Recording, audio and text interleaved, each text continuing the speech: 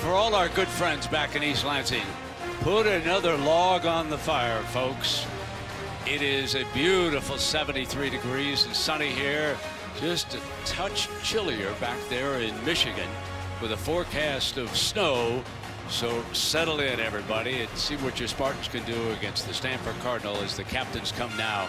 And our referee is from the Big 12 today, Mike DeFee. Tournament of Roses president down there is Scott Jenkins and our Grand Marshal Vin Scully. So let's go down now to Mike DeFee. He will be the man in charge of the coin toss.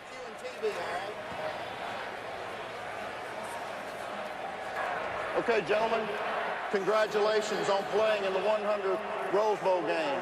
My name's Mike DeFee. I'm your referee today. This is Scott Campbell. He's your umpire. Pleasure, guys. I want to introduce to you a couple of dignitaries. Mr. Scott Jenkins, the president for the Tournament of Roses, and Vin Scully, our Grand Marshal. Congratulations. Mr. Jenkins, the coin, please. Okay, gentlemen, the coin has a Stanford logo and a Michigan State logo. The winner of the toss will be the logo who's left up. Mr. Scully. Thank you, sir. Will you do the honors for us, please? I sure will. And Happy New Year to both of you. Michigan State, you won the toss. You want to defer your option to the second half. You want the football. Which end do you want to defend? You want to kick from that end? Put your backs at that end of the field. You're going to kick this way? Okay. Michigan State won the toss, deferred their option to the second half. Stanford will receive. Shake hands, gentlemen. This has been the Nissan pre-game rush. Well, Heather Cox and Tom Rinaldi are with us, and Heather's got Stanford coach David Shaw down below, so let's go to Heather. Happy New Year, Heather. Happy New Year to you as well, Brent. Coach, last year your defensive leader, Shane Scove, took the Rose Bowl locker room and brought a ton of emotion addressing the team. I heard he did the same thing moments ago. What message did he issue to the team? You know, the message was from a fifth-year senior who's playing his last game. But he's not thinking about the nostalgia of playing his last game. He's talking about taking advantage of this great opportunity to play in the 100th Rose Bowl with his brothers. Enjoy it, Coach, and Happy New Year. And now let's go across the field to Tom Rinaldi. Heather, thanks very much. Alongside Coach D'Antonio, 26 years for your program to get here. How have you coached your team to manage the moment? Well, we tried to peak at game time. We keep talking about keep the lion in the cage. And, at game time, let the lion out. So we're going to find out what we got. Time to roar. You heard it, Brett. Thank you, Tom. And a Happy New Year to you, too, my friend. Isn't it interesting that the first Rose Bowl brought together Stanford against Michigan? Now, Michigan won that game, and it has not been played in consecutive years, and that's why today we are celebrating the 100th edition of this special game, which was resumed in 1916. You can see that first game we mentioned too was in 1902, and the game was moved to North Carolina in 1942 because of restrictions during the Second World War. USC has dominated with 24 victories. And now today, the 100th edition. Michigan State, of course, deferred, and that means that Stanford will get the ball. They have the #1 return team in the country, and Ty Montgomery is the man back deep. We are underway in Pasadena. This is Montgomery. The Spartans are going to see what he's got. And he's out to the 24-yard line. So here to help us introduce Stanford's starting quarterback is 1970 Heisman Trophy winner and 1971 Rose Bowl MVP Jim Plunkett. The Cardinal starting quarterback for today's game is Kevin Hogan from McLean, Virginia. Kevin is 16-2 as a starter and seeking his second straight Rose Bowl victory. Good luck, Kevin, and go Stanford. So Herbie Kevin now brings them out. 6'4", 228 pounds, and he can fool you. He's got a good deep arm. He sure does. He has a deep arm, and he has quick feet. He can move around, and that's something he's going to have to do today against this Michigan State tenacious, aggressive defense. Tyler Gaffney is the I-back. He gets the first play up the middle, and the middle of that Spartan defense met him head on, and Herbie, let's take a look now at some of our impact players. We've already mentioned the two fellas from Stanford. Yeah, 25, Tyler Gaffney. He'll have his hands on the football at least 25 times tonight. Ty Montgomery's going to make some plays in the passing game. Also see him on reverses. Danico Sallin has to step up. He leads his team in tackles, needs to provide the leadership. And Darquez Denard, they'll keep him on an island along with Trey Wayans. He's got to make plays and hold up in one-on-one coverage against a talented group of Stanford receivers. Hewitt motions out for the Cardinal. Their first pass of the game. Throw it downfield, and it is caught at the 30-yard line by Michael Rector, one of the speedsters who steps up, so they went right at the corner. Now this is the matchup that everybody wanted to see. Could Hogan take advantage of some outside one-on-one coverage? This is going to be a big part of this game. Michigan State literally begs you to take some chances, and Michael Rector, he's averaging 32 yards a reception this year. He only has 12 catches on the year, but he's been a big play receiver for the Cardinal attack, and he gets off to a great start here. They come back with that power eye look. Gaffney will try the left side, finds daylight, and he crosses the 30-yard line. Isaiah Lewis makes the stop. We're going to refer to this offensive line often because, Herbie, you and I have talked. We think that this could be the best offensive line in the country. Yeah, Andres Pete at the left tackle is just a man and will be the star next year. David Yankee, arguably the best lineman in the country. Wilkes has moved from guard to center. Kevin Dancer, Cameron Fleming, they've played so much football together. The continuity, the way they're coached by Mike Bloomgren, I would say they are the best offensive line, not just physically, but they're technicians. They take a lot of pride in it. Kajust is matched up one-on-one on this play, and Hogan looks in that direction, can't find an opening, so he takes off himself and reaches the 26-yard line. Jones with the stop, one of the Spartan linebackers. Michigan State gets Stanford to third down. Remember, Michigan State, the best third down defense in the country, only allowing 27% on conversions. It's a big third down here to see after that big play by Rector to see if they can slow down the Cardinal attack. And Wilkerson will check in as the running back here for this third down. Now Hewitt comes back to give Hogan a hand if they have to pick up a defensive player. Wilkerson, Hogan keeps it, steps up to the 20-yard line for a first down. That was a very nice bit of ball handling by the quarterback. It sure was. Hey, you know, Stanford has done this all year. They save third downs for Kevin Hogan. He rides it and then he pulls it. He's actually reading the outside linebacker, Twan Jones, number 34. Watch Twan Jones. He'll stay with the back. It allows Hogan to keep the football, and this is what we talked about. He doesn't have to do a lot with his feet, but just enough to keep the drive alive on third down, whether it's a scramble, creating, or a run like that to keep the sticks moving. Gaffney back on the field. Play action on the first down, and they slip it out to the outside of Montgomery with great speed. Across the 15-yard line and finally pushed out of bounds right around the 10. In fact, he made it across the 10. He did indeed, I believe. And Curtis Drummond takes a chance here. Now remember, Michigan State coming out of the Big Ten, they haven't seen a lot of receivers with the speed and playmaking ability of Ty Montgomery. They've been able to make these plays in the open field. Drummond that time bites on a little inside move and then the quickness and acceleration to get downfield. Drummond takes a chance here, Brent. This could have been a loss of 4 or 5. Instead, the missed tackle there, and all of a sudden he picks up 3 or 4 yards.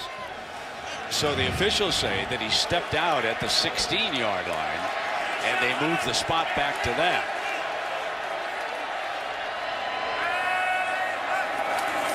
Here's Gaffney on a little bit of a cutback, breaks that first tackle loose, end zone, touchdown Stanford.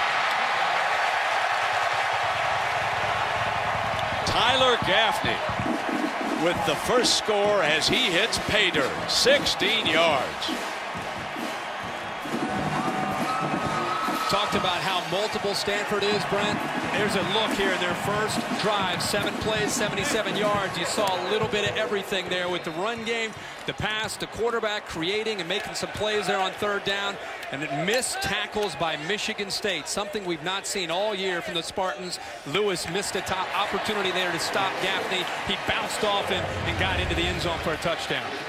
Jordan Williamson adds the extra point after this touchdown run by Gaffney. So the young man who spent a year in the Pittsburgh Pirates baseball organization has a great love for football, and Stanford says, come on back. Visit WatchESPN.com or download the Watch ESPN app to watch ESPN live anytime, anywhere. Brought to you by Vizio. A 77-yard touchdown drive with Gaffney finishing it off from the 16-yard line has Stanford up ahead. And Jordan Williamson is a story. He had a hip problem, but he's been kicking very well in practice, and he will kick off. Coach Shaw telling us that he has a very long leg.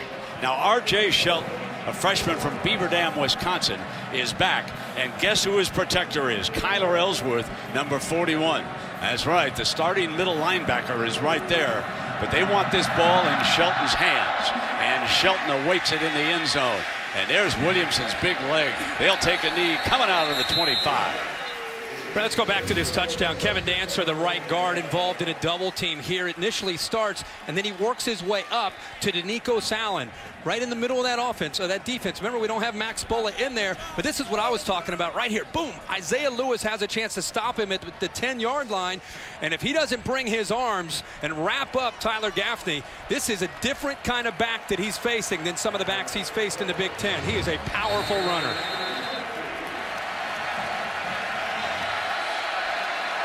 Spartans' first play from the 25-yard line. Langford on a play action. Connor Cook rolls out and completes the first pass to Gleicher. You're going to see a lot of this with Connor Cook, rolling him away from the pressure. Stanford leads the nation in sacks with 40. Not only rolling him out, but getting the ball out of his hands quickly to the tight end, Gleicher.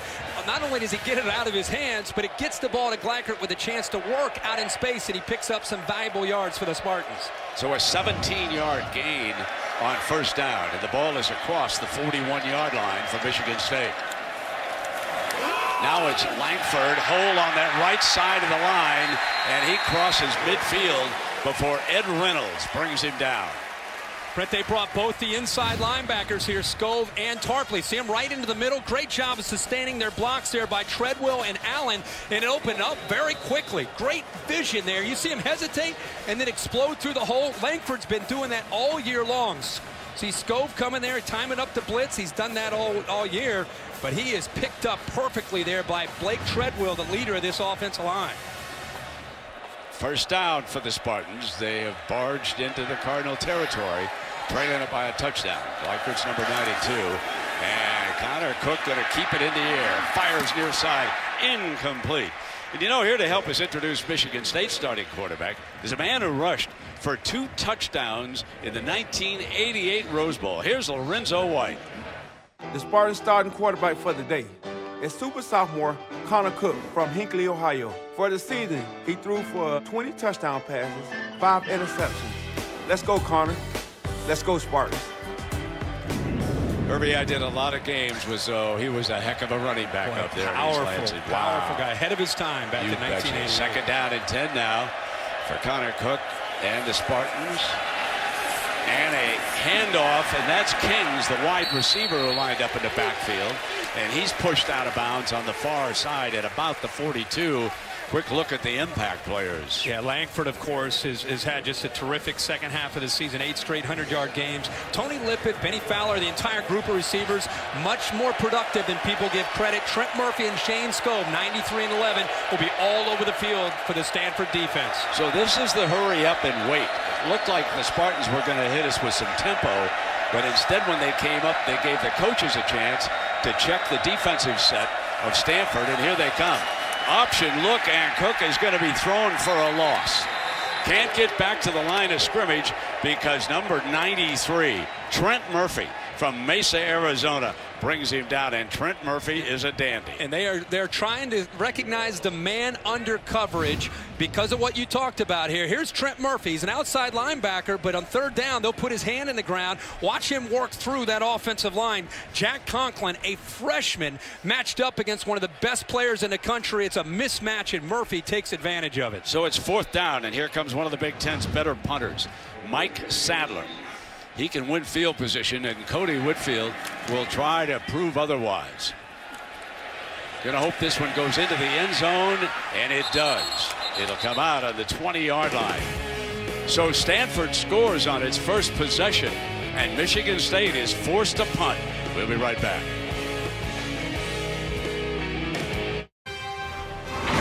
The 2014 Rose Bowl game is presented by Vizio Fandemonium. Go to VizioFanZone.com and outshout your rival to push your team to victory. And in part by Chevrolet, find new roads. Coke Zero, with real Coke taste and zero compromise. Coke Zero lets you enjoy everything. DirecTV. If you call yourself a sports fan, you gotta get DirecTV. Call 1-800-DirecTV. Some photos from the first 25 Rose Bowls as we celebrate the 100th Rose Bowl game here today. And here's an alert for Michigan State Spartan fans. Stanford's first 4 drives against Arizona State in the Pac-12 championship in Tempe, Arizona, resulted in touchdowns for the Cardinal.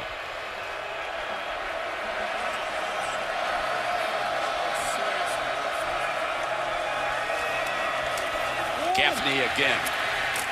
No hole on the left side. Thrown for a loss. Kyler Ellsworth there to hit him. You go back to that opening drive that you were talking about, Brent. A little bit of everything for Stanford. They hit the big deep ball here to Michael Rector. Big third down by Kevin Hogan. He keeps it, gets just enough to keep the drive alive. And then the toughness of Tyler Gaffney bounces off of Isaiah Lewis and into the end zone on the 7-play, 77-yard drive. And because of that, it's a big drive here early for the Spartans defense. So we mentioned Ellsworth for the first time. Oh, make it the second time. Remember, he was the protector on the kickoff, but he's made his first impact on defense as he throws Gaffney for a loss. And now on second down, Hogan going deep and incomplete at midfield. Rector the intended target.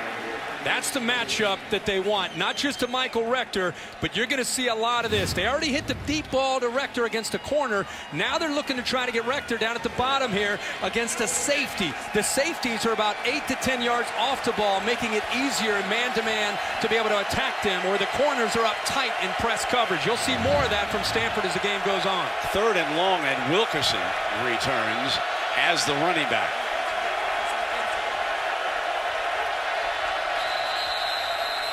And a flag prior to the snap. False start. Offense. Number 76. 5-yard penalty. 3rd down. Now looking at DeFee reminds me that before the game, Herbie, I had a chance to talk to the entire officiating crew. And they said, you know what's different? Remember now, they're from the Big 12. They're going to huddle in this game. And we said, what's a huddle? Because if you think about the Big 12, Baylor, many of those folks coming off that game, they just line up and look to the sideline. We're not used to seeing huddles. 3rd down and a bunch after the penalty. Quick throw to the outside and nothing doing. Stanford forced to punt. Rector was swallowed on that reception. That is a great play by Denard, the Jim Thorpe Award winner, the top defensive back in the country. And that's a great bounce-back drive for the Spartans. They get a 3-and-out, and they not only get a 3-and-out, but they pin Stanford deep in their own territory and should get outstanding field position here for Connor Cook. And this could well wind up being a game of field position. Kings is back deep to return this, and the punter for Stanford is Ben Ryan. Kings has to drift back. Beautiful punt. Fields it inside the 30-yard line and can't escape the gunner. It looked like a moment like he might tear free, but that's all the way back to the 20-yard line. That is a big-time punt, and Ronnie Harris was the defensive back and gunner who was all over the return man that time. We'll take a break. Field position. And there's the injured player firing him up on the sideline.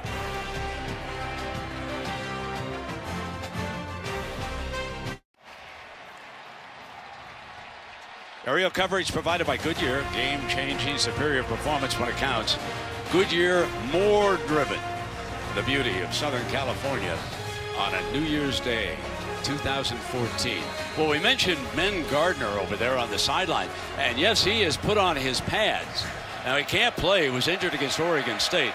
And in last year's Rose Bowl, Herbie, you might recall, he had a half-dozen tackles. And here comes Michigan State, and nothing doing on that first down run David Perry makes the stop. Yeah, going back to Gardner, what a tremendous leader. It's amazing. How many times have you seen a guy get hurt with a month of football to be played and still become an all-conference player? I mean, he has had not just a great year, a brilliant career here.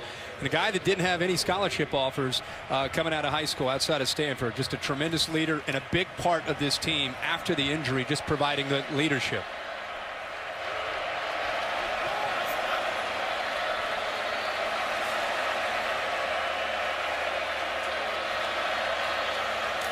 Second down, and Cook is going to air it out to the near side, and that is complete to Kings. Now, he is the young man who was driven back on that 60-yard punt, and it completely surprised him. I think it did, and I think he let the ball play him. He did a poor job of judging the football. By the time he caught it, he was running backwards. It ended up being a -3 with the return, but he makes up for it there. That was a tremendous effort, not just to make the catch. Absolutely. Did you see the effort to dive there and lead with the football?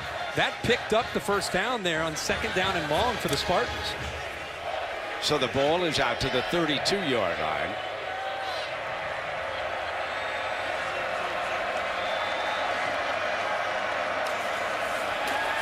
Cook moves the pocket to the right. He snaps it off. Complete to Lippett. Tony Lippett. See the blitz coming to the right. You notice again, Connor Cook is rolling here. He's going to roll right into the blitz. It's going to be coming right here from his face, but it's picked up by Langford there, and he gets the ball out quickly. How many times early in this game are we seeing Connor Cook rolling right and rolling left away from the pressure? And I believe Michigan State came into this game respecting Stanford's ability to stop the run. They're going to have to throw it tonight to be able to set up Jeremy Langford in the running game. Yeah, and Herbie Cook is 3 of 4 here in the early going. There's a draw play with Langford, and he comes across the midfield on first down before Shane Scove can hit him. You're going to see Shane Scove in the middle of this defense. He takes on the fullback Pendleton. It'll be a good matchup. Pendleton going low there, and you'll never see 11 stop chasing the football. He's one of the more tenacious, more aggressive linebackers, not just in the Pac-12, but in the country. Doesn't have the most gifted physical skills, but makes up for it with awareness and instincts and tremendous attitude leading this defense. So Pendleton, the fullback, and Langford. And Langford will now motion out of the backfield, and Cook is going to swing it right to him. And Scove slowed him up and helped arrive on that second down. And a couple of penalty flags come flying on the play. Yeah, it looked like a late hit by Michigan State. Just talked about Pendleton, the fullback, how aggressive he is. He might have been a little too aggressive after the whistle. Personal foul, unnecessary roughness, offense number 37. 15-yard penalty from the dead ball spot. It'll be third down. And that's exactly who it was, Herbie. Yeah, it looked like it was a play that was defended very well by Stanford. They do a good job, not just with Scove, but the receivers getting off it. It comes late, right at Ed Reynolds, 29. Whistle's blown, plays dead, and that's a mental mistake. That'll drive Mark D'Antonio and his offensive staff crazy. They tried to get a little continuity, get a little rhythm going in the offense, and a mental mistake like that just can kill you. 3rd and 23. The ball pushed all the way back to the Spartan 34-yard line.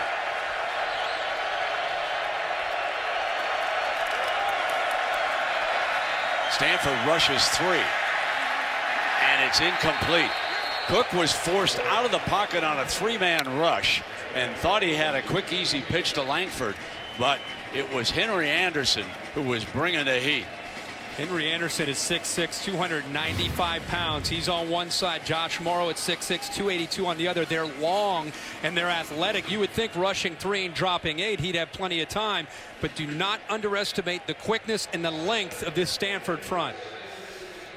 So now it will be the Spartan punter, Mike Sadler again, and guess who's deep? A familiar name, Barry Sanders. And yes, he is the son of the legend.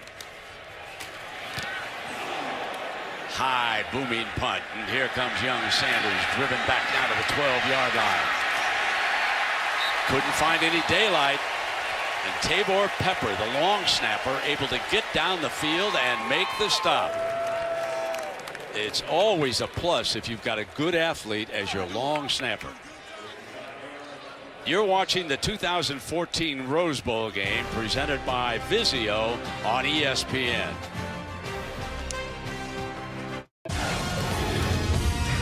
Here's what they're missing with the suspension of Max Bullock. Yeah, just an amazing player. 40 straight starts for this defense. An extension of Pat Narduzzi as a leader of the defense, understanding the scheme, how to attack offenses, tendencies from offenses. So not only do you lose his physicality, but you really lose just the understanding and the leader in the middle of that defense. We're keeping an eye on Kyler Ellsworth, 41, to see how he steps up today. Well, the Spartans shut down Stanford on that last drive, and Gaffney will get the first carry behind Hewitt. Big hole, 25, 30, 40, and Hewitt led the way, and Gaffney makes it to the 36-yard line before Denard and Jones can bring him down. Yeah, watch the block here by Hewitt, 85. Also, Devin Kajust involved in opening that play up, and he bounces it to the outside there in a hurry. That play opened up. It looked like Michigan State had it bottled up, but again, the quickness and acceleration of Tyler Gaffney. He's 6'1", 225 pounds, but he can pull away from you. You see, they took a chance. They kind of shot a gap there with Nikos Allen, but Hewitt sustained that block, and it opened it up there. Big hole there for Gaffney. 47-yard run. Stanford now checking the sideline. So David Shaw burns a timeout here, and that'll give us a chance to mention what's next on ESPN, because two teams will be making their BCS debut. Bryce Petty and the Baylor Bears face Blake Bortles and the Central Florida Golden Knights. That's a Tostitos Fiesta Bowl tonight at 8:30 Eastern on ESPN. And if you haven't seen Blake Bortles, it's worth checking out. One night I watched him, Herbie, and I was amazed at how good he was. And I've always liked George O'Leary as a coach. So Baylor, a big favorite in that game, better not take this team too easily. And there's always one of the BCS bowl games where one of the teams maybe doesn't necessarily respect their opponent and they get embarrassed. That's going to be the challenge for Baylor. UCF is a great football team with an outstanding coach in George O'Leary, and Blake Bortles, as you said, some people feel that if he comes out, could be one of the first quarterbacks taken in the draft this spring. So Hewitt is now set in front of Wilkerson, who has replaced Gaffney after that big run. Play action, first down. Deep arm, one-on-one, incomplete. Overthrew the receiver, and he had a man breaking for the end zone. That was Ty Montgomery, covered by Waynes of Michigan State. You know, they got pressure to him there. He was waiting. The play took a little bit of time to develop. He had some receivers downfield, but eventually Michigan State got there. I think it was Tyler Hoover, number 91, that eventually got there. And I think he actually affected the pass and caused that ball to kind of float up into the air.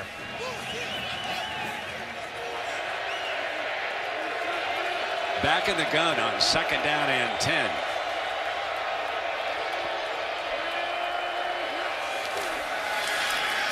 Keeping it all the way. And again, trying fumble, loose ball. Spartans on it.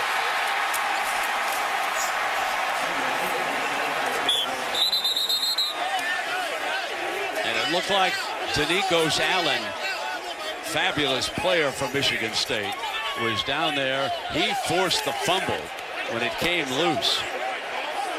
But they retained possession, the Cardinal. And it looked like Michigan State was going to recover this, so there was some great hustle here by the Cardinal. Michigan State had the first two, maybe even three defenders there all over the football. Nikos Allen, the leader, the leading tackler, is right there. Drone, actually, I think 42, gets a hand on the ball and puts it in the air. Isaiah Lewis had his hands on it, misses it. There's Hoover with a chance to recover it. Isaiah Lewis has another chance. It looked like Denard was in there. It looked like Drone hustling there and knocked that ball loose. Yeah, and maybe it's a first down across the 25-yard line, and a rested Gaffney returns, and now Coach Shaw, who calls the plays, has gone to one of his jumbo looks. And frequently, this is Kamatule who comes in. Take a look at that beef, folks.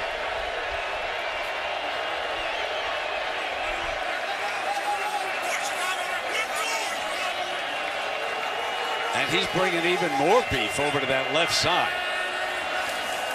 Hewitt headed there. Gaffney, though, tried to cut away from it, and the Spartans weren't fooled, and that was Denard making another stop. Yeah, and they slanted that defensive line. Remember, they've had 3.5 weeks to prep for this. They've heard all about Stanford and that jumbo package and the tendencies that come with that. And part of what David Shaw will do early in a game is he'll give you formations, and he's very interested to see how you react. And you might win a battle, but he will come back with a war and try to adjust and make a play and either throw off of it or break a tendency off a certain formation. He was an assistant coach in the National Football League for 9 years. Play action. Incomplete. So he and Montgomery were not on the same page that time. So we take a look at the David Shaw background, and those are the NFL teams that he coached for. Remember, he was also a wide receiver in the league. His father, Willie Shaw, who's on the sideline, he was a lifer, folks, and he had 2 terms at Stanford, and that's where David grew up a Stanford fan. So here we go now on a 3rd down against this Spartan defense. Inside pitch, and that was Wilkerson, and he is short of the 1st down. Williamson up to make the stop.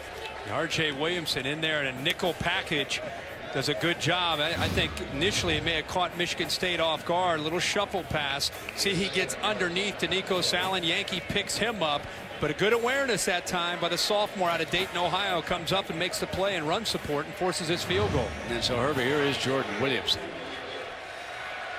Inside of 50 yards, he's 16 of 18. This will be his 19th attempt because it's a 34-yarder. The right hash, he curls it in. Stanford with a touchdown and now a field goal, and they lead the Spartans 10-0 with 1:40 remaining in our 1st quarter. So if you go back to 1988, that was the last time that the Spartans were in the Rose Bowl game. And we mentioned Lorenzo White, who introduced Connor Cook. He had 2 TDs in the 1st half, and they went out 14-3. But Rodney Peete brought them back, and it was John Langloh kicking the game-winning field goal. Michigan State won in 2017, and Percy Snow was the MVP as we take a look at their Rose Bowl history.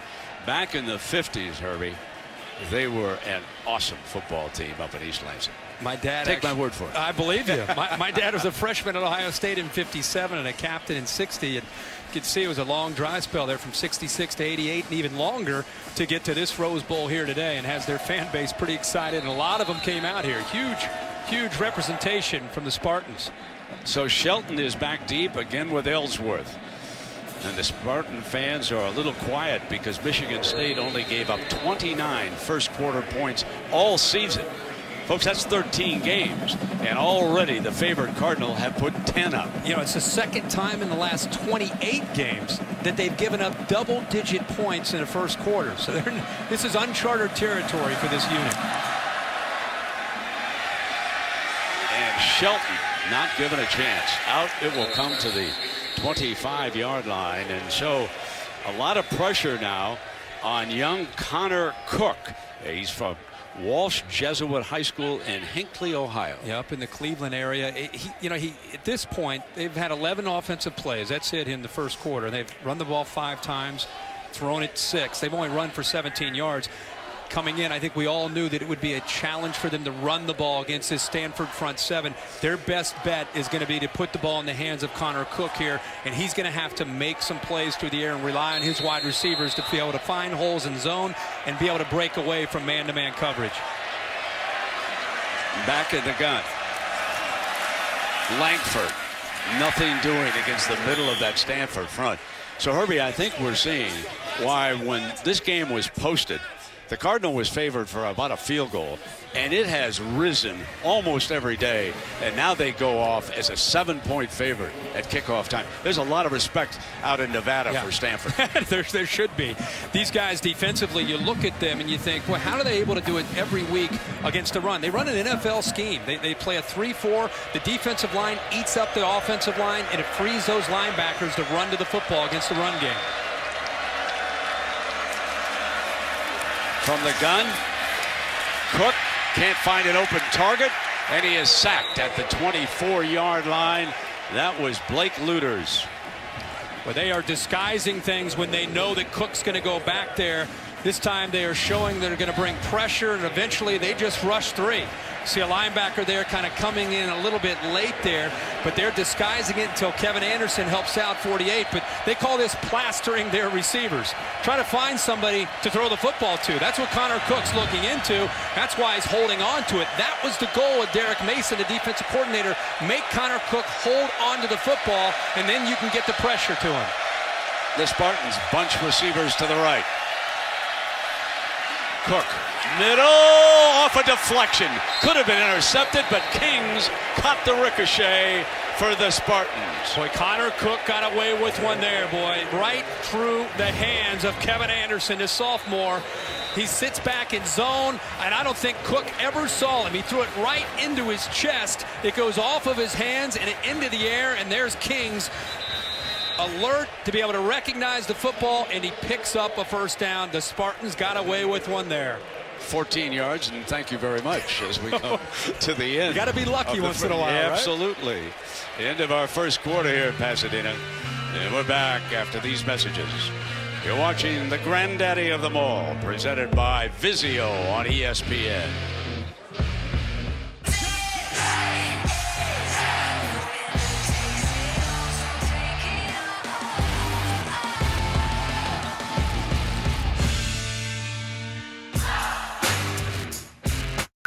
Herbie, you and I are going to talk all game long about number 25 for Stanford, Tyler Gaffney.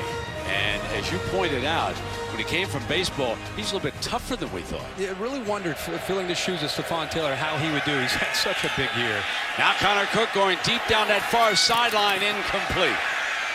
It was on a 1st and 10 to start the second quarter from the 38-yard line. Wayne Lyons with coverage. Yeah, and Michigan State, I think this is part of what they have to be able to do is stretch the field, take some chances. When you roll your quarterback out, theoretically, you're becoming a quarterback that's reading half the field. So you don't have as many receivers to be able to choose from. That time they rolled him right, trying to test the discipline of the Stanford defense. But that time Wayne Lyons stride for stride in good position with the receiver. 2nd and 10, and the fullback Pendleton in as one of the bodyguards. Cook is going to air it out again. Snaps it off, complete into the middle, and that was Tony Lippett, the junior from Detroit, Michigan. He went to Crockett High School.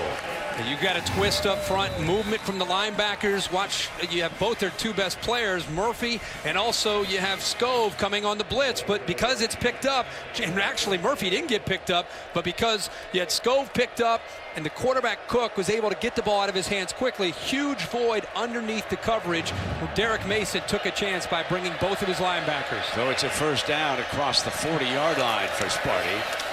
Fake the end around off the play action.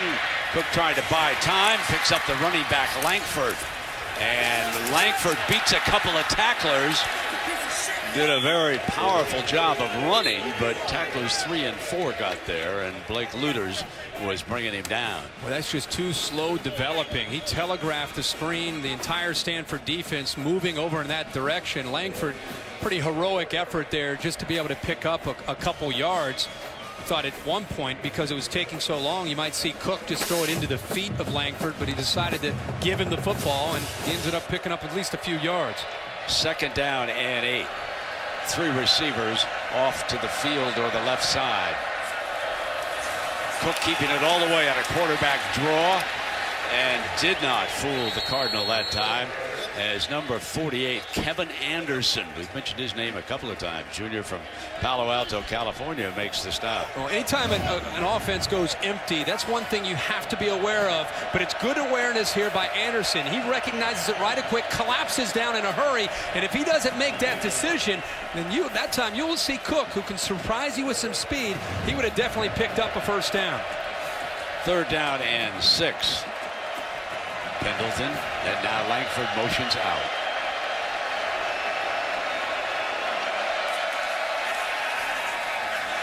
Cook can't find an open receiver, checks back.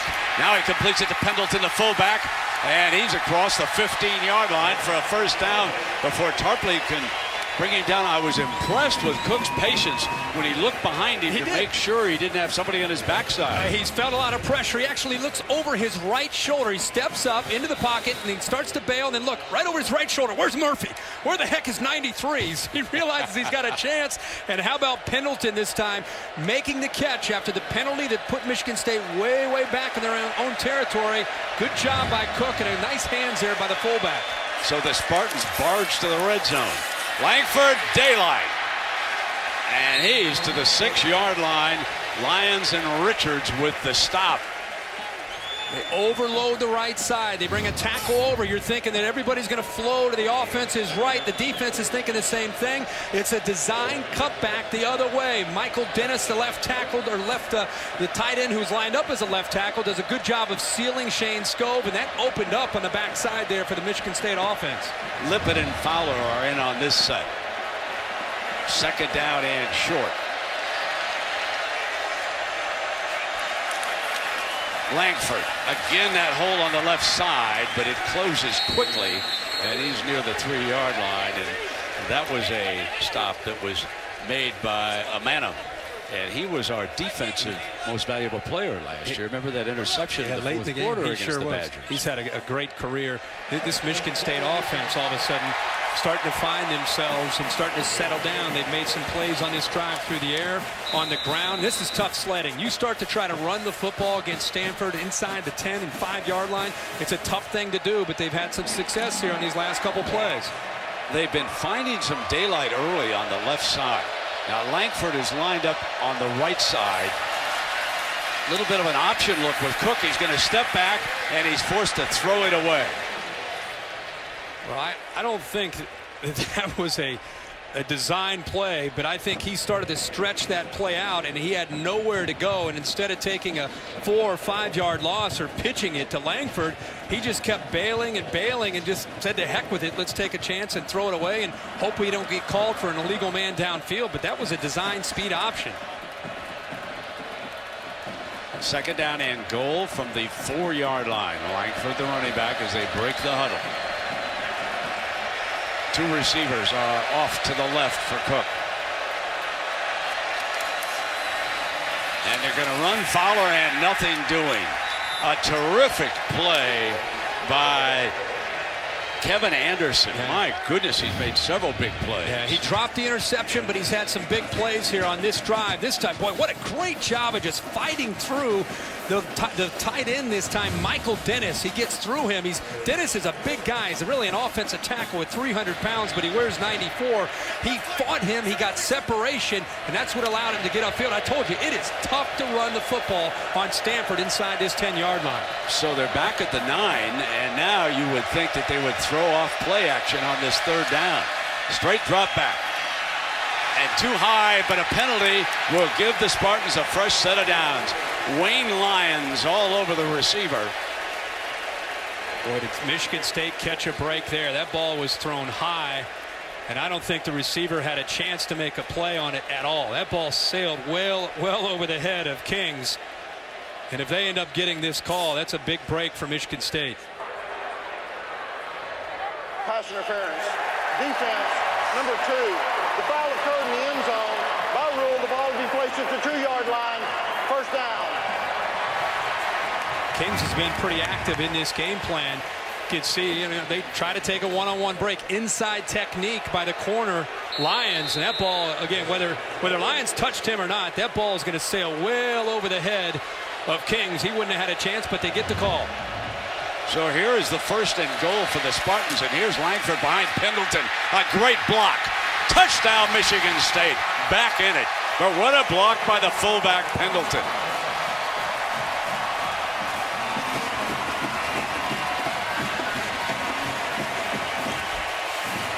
The big fullback had a heck of a drive, didn't he? He really did. Final football, made some big blocks, led Langford here. He takes on Joe Himscott, 40, who's trying to seal the edge. He pins him to the inside, and you get Langford to the corner, and a safety like Jordan Richards will not be able to slow him down from getting to the corner for a touchdown. Freshman Michael Geiger from Toledo, Ohio, on for the extra point for the Spartans.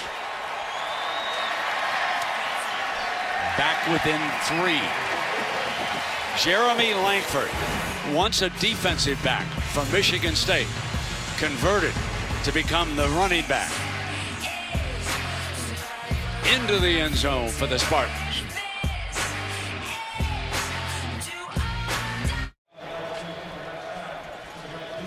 Two of the great legends there, Archie Griffin and John McKay. Archie, of course, from Ohio State. John McKay from the University of Southern California. Two of the great names that have graced this spectacle on New Year's Day. You can see the shadows starting to close in now. Sunset moving in on the San Gabriel Mountains in the background. Stanford 10, Michigan State 7. And when they kicked off the first time, Kevin Mumont did not avoid Ty Montgomery. Remember, Stanford leads the country in kickoff returns. They're going to give him another chance. Here he comes. 20, 25, looking for daylight, and kind of ran into his own man, and he's down at the 30-yard line. Let's go back and take a look at today's Taco Bell touchdown spotlight and gets Michigan State back in this football game. The fullback, Trevin Pendleton, leads the way and get a nice block to seal the edge. Talked about how tough that is to run the football, but boy, the Spartans were able to accomplish that after the pass interference call. Great look at it right there, pinning it back to the inside, and that gives you a pretty good idea of the speed of Jeremy Langford, who's had 8 straight 100-yard football games for the Michigan State offense. Tyler Gaffney be behind Hogan. They set up with the pistol on this first down against the Spartan defense. Gaffney cuts up the middle for a few yards, crosses the 30, and Lewis with the stop. We talked earlier about Kyler Ellsworth. When you now have Darian Harris, a sophomore who is in there, they're going to mix both Ellsworth and Harris. Not only are they lined up, you see him, he's calling the defense. I mean, it's one thing to replace a linebacker. It's another thing to replace a guy who's called the defense for 40 straight games. Kelsey Young, Herbie, is in, and sometimes he'll come on that end around on that sweep. But he is on the field for them right now. But the 3 receivers are content to sit. And Hogan with a straight drop back. Going to drop it off to Gaffney and underneath, and nothing much doing on that play. Brent, I think you and Pat Narduzzi and the Michigan State defense were thinking the same thing, and I think it's why there was some hesitation there. There's Pat Narduzzi, the defensive coordinator, who's won the Frank Broyles Award as a top assistant coach in the country. I think Kevin Hogan was hesitant. I think they may have had that call on, but Michigan State had aligned their defense just for that very thing in case of a jet sweep or reverse to Kelsey Young. They had changed their play. They looked a bit confused. Mark D'Antonio called timeout here.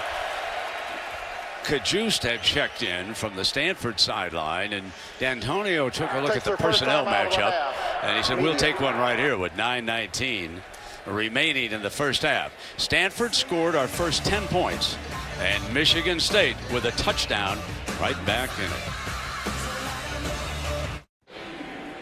2014 Rose Bowl game is brought to you by Gatorade. When you put in the hard work, you can win from within. Capital One Bank, official partner of the BCS. Northwestern Mutual, proud to be an official corporate partner of the NCAA. Taco Bell, sometimes you gotta live más. And Ford, go further. Rose Bowl photos leading up to the 60s. And Wisconsin fans will never forget Ron Vanderkullen and his performance in a loss against Bethard and USC. Third down now for the Cardinal. Stanford tonight 1 of 3 so far in this game. And again, they're facing a defense that leads the nation in third down defense. Harris has taken over as the middle linebacker for Michigan State. Hogan is straight back. Has time. Near side complete, and that's a first down. Working with Ty Montgomery, the junior from Dallas, Texas. Well, outstanding job by Ryan Hewitt, number 85. Keep an eye on him, and also you see both backs inside. They know that Michigan State's bringing the pressure. They pick up the blitz, and once you give Kevin Hogan time to be able to look at one-on-one coverage on the outside, this is a heck of a matchup. Who's going to win? Ty Montgomery against the Thorpe winner, Denard, that time, because the quarterback had time. Great separation coming back to the football by Ty Montgomery. So the line of scrimmage is the 43-yard line of the Cardinal. Gaffney's back in, and he's going nowhere. He is thrown for a loss as the Spartans were ready. This is what's rare about Darqueze Dennard is he gets involved in supporting the run. First down, this is where Stanford typically, they're going to pick up yards here. They're going to get to that 2nd and 4 mark. But look how he tries to bounce it to the outside because it's so difficult to run into the teeth of that Michigan State defense. There's Harrison there, 45, who's replacing Bulla. But I'm always impressed when I look at Michigan State and watch Darqueze Dennard, a cover guy, but as a boundary corner, he is involved a lot in being able to stop the run game. Now Ellsworth checks in on this 2nd and long, so he takes over the Mike linebacker spot. Hogan going deep, incomplete. Firing to double coverage that time, and that was Drummond and Lewis, the two fine safeties, and they had bracketed Cajuste. Drummond is a very, very athletic safety. He gets there right about at the same time the ball gets there. The crowd, and I'm sure people at home saying maybe he got there a little bit too early and affected Cajuste and didn't allow him to catch the ball. But nonetheless, a no call there sets up a big 3rd down again for Stanford. And D'Antonio answers with 3 changes on his defensive unit. They decide to run with Gaffney, and he couldn't slip the last man. So it is short of a 1st down. That was Drummond who made the stop on him. How about that call on 3rd down and long? The confidence that they have in that offensive line in the running game. Maybe thinking about more of a field position game there, you know, but nonetheless, he almost popped that and picked up a 1st down. If he'd have beaten that last man, he might still be running. Exactly. Kings is back deep now for the Spartans on this punt. Ben Ryan is the punter.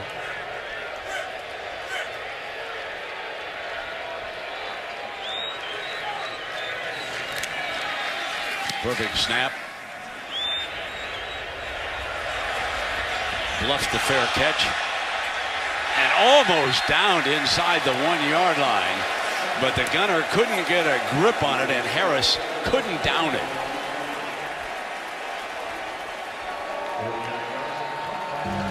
And Ronnie Harris, he's been involved in special teams. He's trying to locate the football. And in college football, once that ball breaks the plane, it's a touchback in Michigan State football at the 20.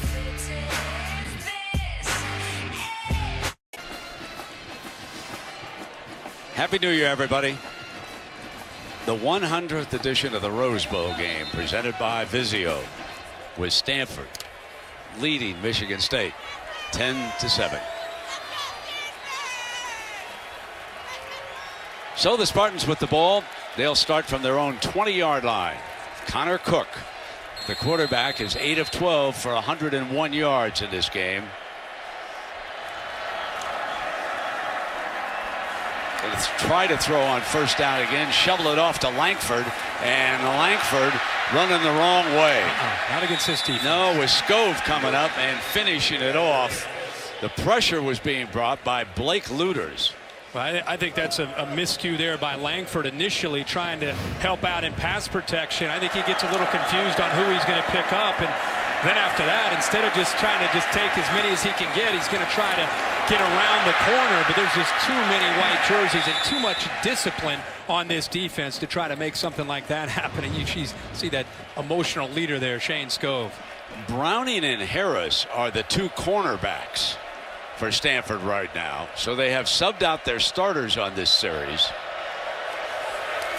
On 2nd down, rifles it off and bails him out with a beautiful play is McGarrett Kings from Fort Lauderdale, Florida. Boy, Kings has been active in this football game. That's his 3rd catch now in the game for 48 yards. And I'm going to tell you something. It's the 2nd time we've seen Connor Cook, because of the pass rush, anticipate and throw his receiver open. He's throwing that ball into the hole, falling back off of his back foot and just kind of flipping it into the hole of the zone defense and making a throw. Because of the rush, he's got to get the ball out of his hands when he sits in the pocket. So the 22-yard play brings it to the 37, and Connor Cook going to air it out again, incomplete.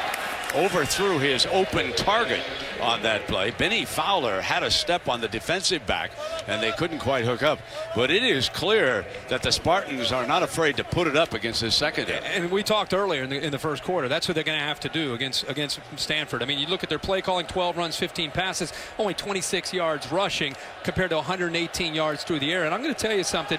You give Connor Cook just enough time, he gets into a rhythm. He's got a great group of wide receivers to be able to try to distribute the football against this Stanford defense. Burbridge, one of the wideouts for Michigan State. He's off to the left, and they come back with the run against that stout front. You know, it's almost as if they're running just to remind Stanford that, hey, don't forget, we still have Jeremy Langford. We're still going to occasionally pepper you with the physical running game. But really, they know that they're going to have to be able to throw it. And you and I talked earlier about Connor Cook. What an amazing story. This young man, early in the year, didn't know if he'd win the job, got benched in the last drive against Notre Dame, has come back to really provide the leadership. And he just carries himself now with such confidence because of everything that he's been through this year.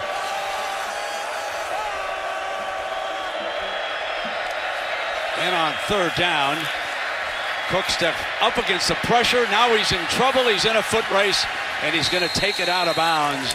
And Michigan State will be forced to punt it away with Luters, and doing the job again along with number 93. Luters and Murphy. I'm surprised he gave up on this play, Brent, because once he got to the outside there, again, he has surprising speed. I think he was almost waiting to be sacked, and then once he gets outside right there, you know, then it becomes a foot race between he and Shane Skove, but instead he just kind of gives up on it and gets the heck away from all those white jerseys.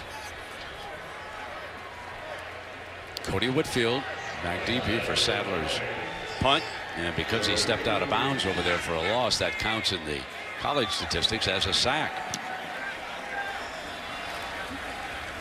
Here's Whitfield looking for a return from the 15, shakes that first man, and that can sometimes give you a great return, but not the second. Down at the 16-yard line, Lawrence Thomas making the tackle for the Spartans. There's a penalty flag, I believe, at the 19-yard line, so hang on here. Yeah, well, you wonder if that might be a horse collar, or Lawrence Thomas is a big defensive lineman coming down there on punt coverage.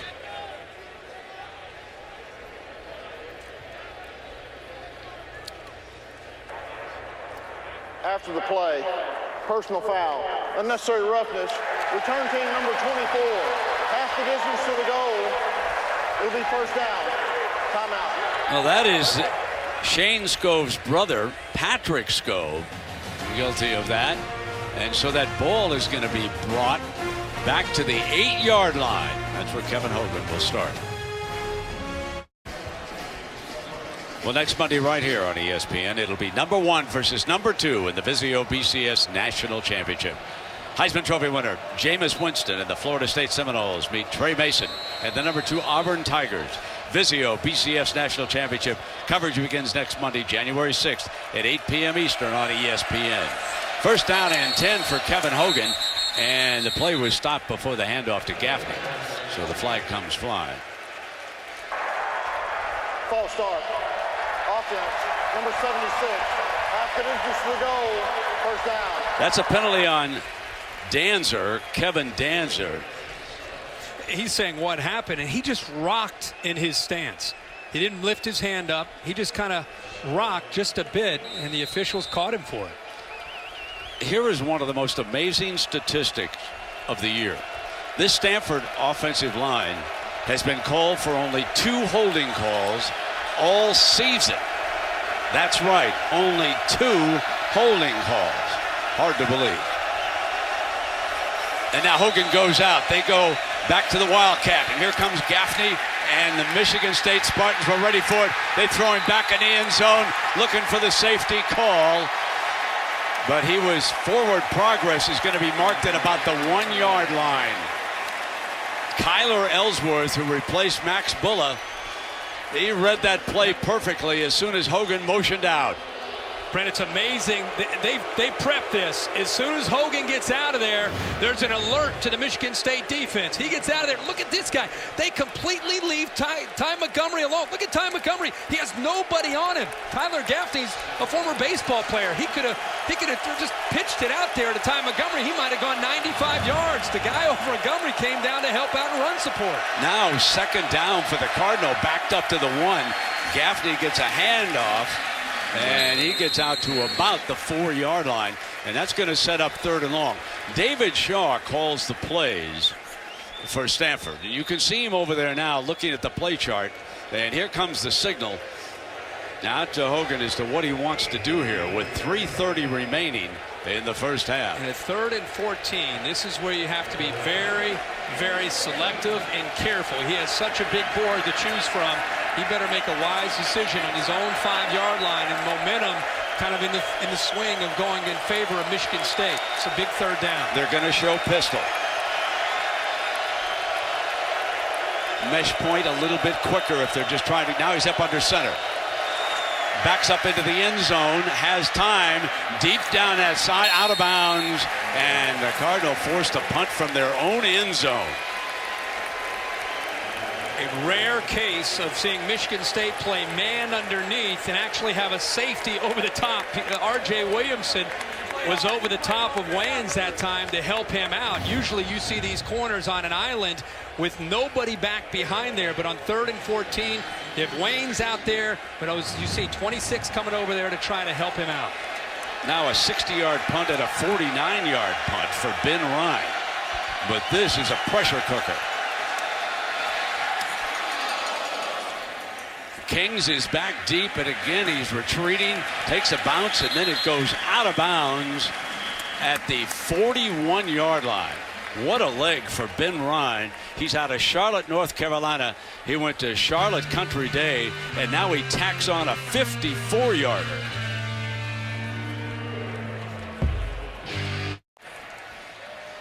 Aerial coverage provided by Goodyear. Game-changing, superior performance when it counts. Goodyear, more driven.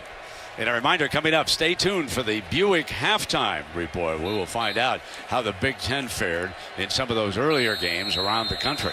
Right now it's Michigan State, champions of the conference, with a first down coming out from their own 41-yard line after another booming Ryan punt. They fake the end around, they come back with Langford, and he picks his way close to the 45-yard line. And tough sledding for Langford in this running game in this first half, and we knew that it would be tough for them coming in, and they've done about as good a job as you could hope for mixing it up. It's almost like they're throwing to set up the run and hoping to get into the second half where Langford maybe become more of the offense. But right now it's really up to Connor Cook and these receivers making plays for Michigan State if they want to get points here before this first half ends. Yeah, there are 4 receivers on the field, Herbie, right now for the Spartans after that gain, bringing up 2nd and 6, in trouble. Intercepted. Bad decision by Cook. 10-5, touchdown, you-know-who, Kevin Anderson, a homegrown product from Palo Alto, California. 40 yards on the pick 6, and the pressure was coming from the nickelback, Umanum. And you know that Anderson, who dropped that interception, has to be so excited to get another opportunity to get his hands on the football, and this time comes up with it and gets the interception. The pressure led them. They knew they could get to him. This time they do, and Anderson's the beneficiary. Williamson. Boink, but good. They brought pressure from the outside. Umanum, who's the nickelback, is out here. Here is Anderson, who ends up coming up with the interception. Scove is right here. So they're going to have a lot of pressure. They're just trying to come after him. Umanum comes free, and because he gets free, nobody picks him up. This is how they confuse you on which way to slide the offensive line. Langford, the back, was lined up to the opposite side. You see, he picks up nobody as they try to set up a screen, but a perfect call by Derek Mason. The right time to bring the blitz from the right side. and momentum comes free, and what a big play for the Cardinal here before the first half ends. And Herbie, what great news for their fans. Kevin Anderson is only a junior. Scove and Trent Murphy are both fifth-year seniors. They're moving on.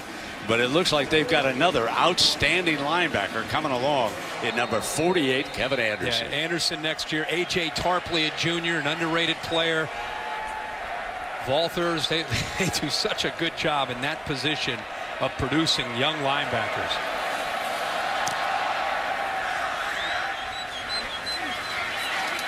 And again, Shelton will be forced to take a knee. It'll come out on the 25 as we go to Chris Fowler.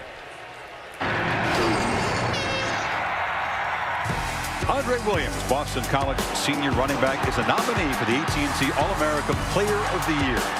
You can vote by visiting ESPNAllamerica.com, and the winner will be announced during the Vizio BCS National Championship, January 6th. Right back to you and Kirk. Thank you, Chris. Ran a big sequence of plays coming up right here for Michigan State after that pick six, and now all of a sudden they find themselves down 10 points with 2:07 to go with 2 timeouts in the first half. Connor Cook needs to shake off that decision that he just made and come right back.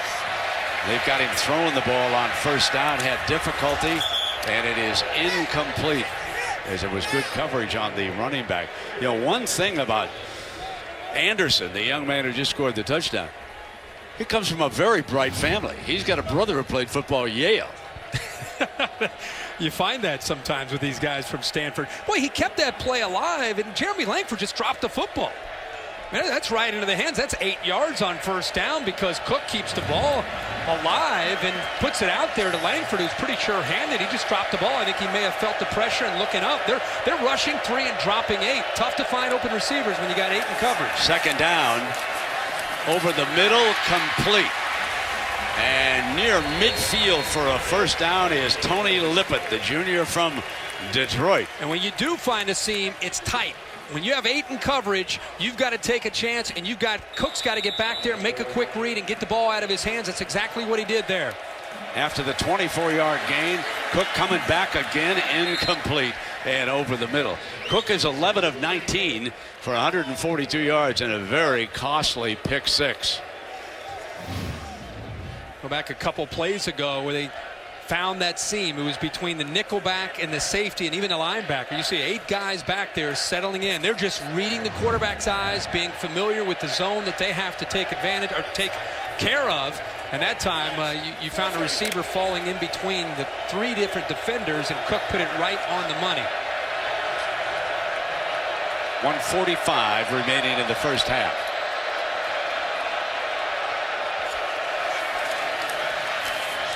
Quick throw to Langford, got the edge, and he's got another first down for Michigan State and stops the clock at the 1:40 mark. Yeah, that's acceleration right there. Jeremy Langford gets out there. Cook does a good job. He sees the blitz. Tarpley 17's coming.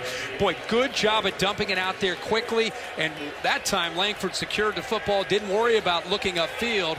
And boy, he really turned on the speed there to pick up that first down. Price, the tight end, shuttles into play from the sideline. First down and 10 at the Stanford 40. Michigan State with a pair of timeouts.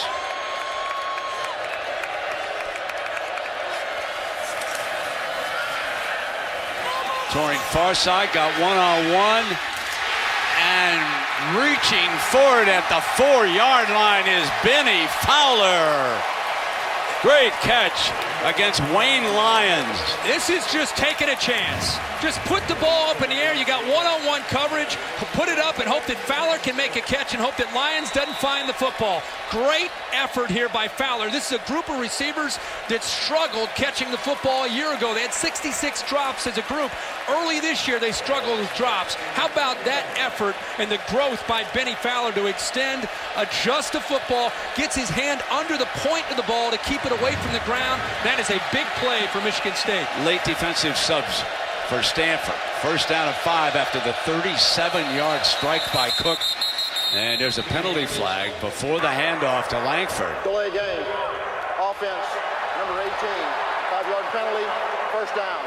And that makes this just a little bit tougher because it takes away that Langford run. They wanted him to go right to the corner like he did earlier in this game, and now they're backed up to the 8-yard line, and that makes trying to corner Langford just a touch easier. We're inside of a minute. The clock is running.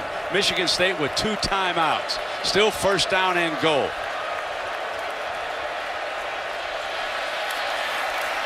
Back, throws in, short of the end zone.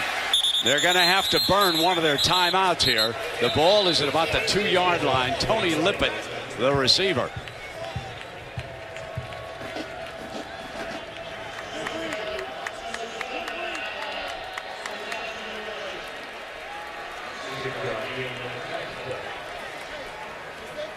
And while we've got a timeout and Michigan State talks about it, let's remind you that tomorrow night on ESPN, Bob Stoops and the Sooners take on Nick Saban and the 2-time defending national champion Crimson Tide. All-State Sugar Bowl, number 11. Oklahoma versus number 3 Alabama. Coverage begins at 8 p.m. Eastern. And the young man who was second in the Heisman Trophy voting to Jameis Winston, and the 2-time national champion, he'll be at the controls for the Crimson Tide, and you wonder how they're going to be emotionally. This is their first game since that pick kick against Auburn. Oh my goodness, that kick 6, I guess they're calling it down there in Alabama now. Oh, mercy. 1 timeout left, 2nd and goal. Wouldn't be surprised to see Michigan State have a couple plays if they want to try to run the ball, maybe try to save the timeout so in case they don't get into the end zone on 3rd down, then they can use that timeout. Umpire letting Stanford make the adjustments. So it's 2nd time and goal with Langford. The play fake. Cook rolling to the right. In trouble. There's a penalty flag. He throws it out of bounds, but there's a penalty flag in the end zone right now. So hang on here. Like a Stanford player locked up with a Michigan State tight end. I think it was Trent Murphy. In the end zone, in fact.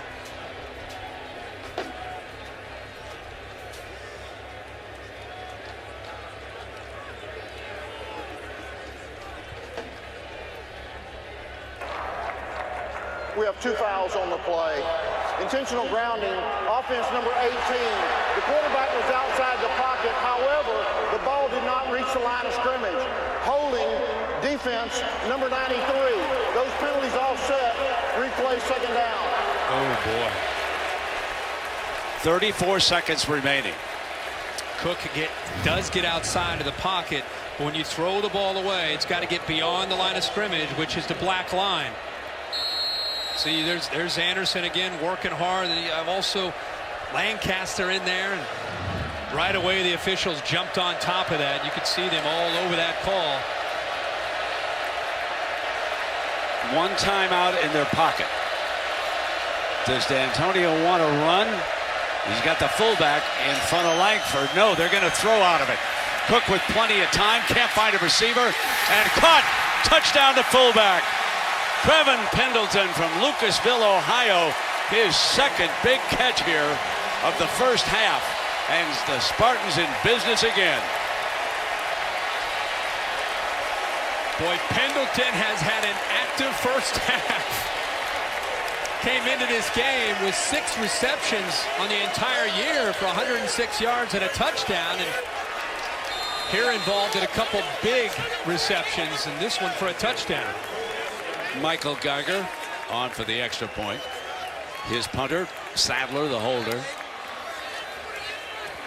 And what's really impressive about this is that Michigan State answered after a pick 6. They drove 7 plays, 75 yards for the touchdown. And they get the ball to start the 2nd half. Something to keep in mind. Here he is right here.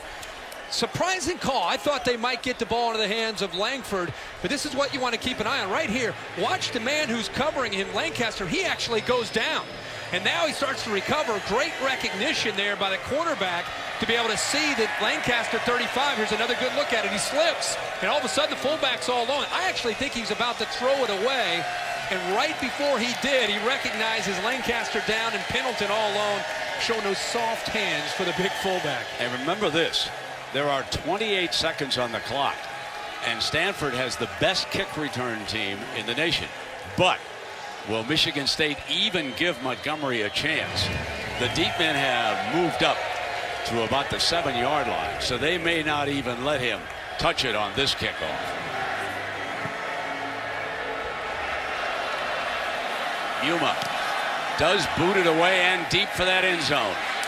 Montgomery told to take a knee by his bodyguard, and we check in on what the Cardinal has accomplished here in the first half. Touchdown on their first drive, then that field goal, and of course offensively they haven't moved the ball that much, but the difference in this game is that pick six. Kevin Hogan brings the offense out, and it looks like they're going to be satisfied to take this lead on into the locker room at the intermission. That's exactly what they're going to do here. Up 17-14. Pretty good first half in the 100th Rose Bowl. Indeed. Michigan State got back in. That was a great answer, as you said, and now they do get to football to start the second half. A huge contingent of Michigan State fans here today. And let's go down now to Heather Cox. Thanks so much, Coach. After jumping out to an early 10-0 lead, the offense held scoreless in the second quarter. What will you ask of your offense in the second half? Well, you know, we got to stay away from the negative plays. 2 false start penalties and a couple of guys got beat up front. I mean, they're very good. We have to maintain our blocks and give our backs a chance to crease them. We'll let you get to your team. Thanks. Let's head over to Tom. Coach, down 10 twice in this first half. Your biggest deficits of this season. What was your message to your team? Well, we just got to catch fire. We got to play with a little bit more enthusiasm. You know, we've been in this situation before a little bit, you know, early on, but we've just got to have a little bit more presence. Appreciate it. Good luck second half. Thank you. 17-14. Stanford of the Pac-12 leading Michigan State of the Big Ten. We've come to the end of the first half here in Pasadena. Stay tuned right after these messages for the Buick Halftime Report on ESPN. Welcome to the Buick Halftime Report. Stanford's halftime lead is 17-14 in the 100th Rose Bowl game. The Spartans drawing closer on a late touchdown pass. We'll break it down in a second, but first, the Michigan State University Marching Band under the direction of John T. Madden.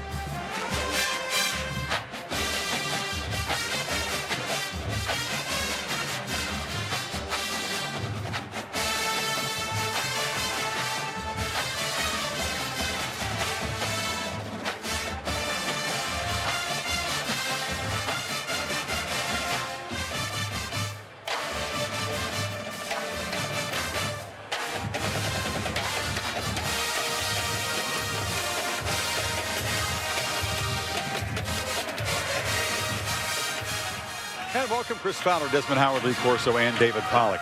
So it's a pass-heavy attack for Michigan State. Connor Cook throws for 198, Desmond, but in that last drive, bounces back from the catastrophic pick six that he had just thrown. Yeah, that was a catastrophic pick six. He was trying to throw a screen pass under pressure. He just couldn't get his feet under him. Should have never thrown the ball. She just ate it and took the sack. But Stanford, they were very aggressive coming out to shoot. They hit Michael Rector on the deep pass. They tried to hit him on another one. He dropped the ball.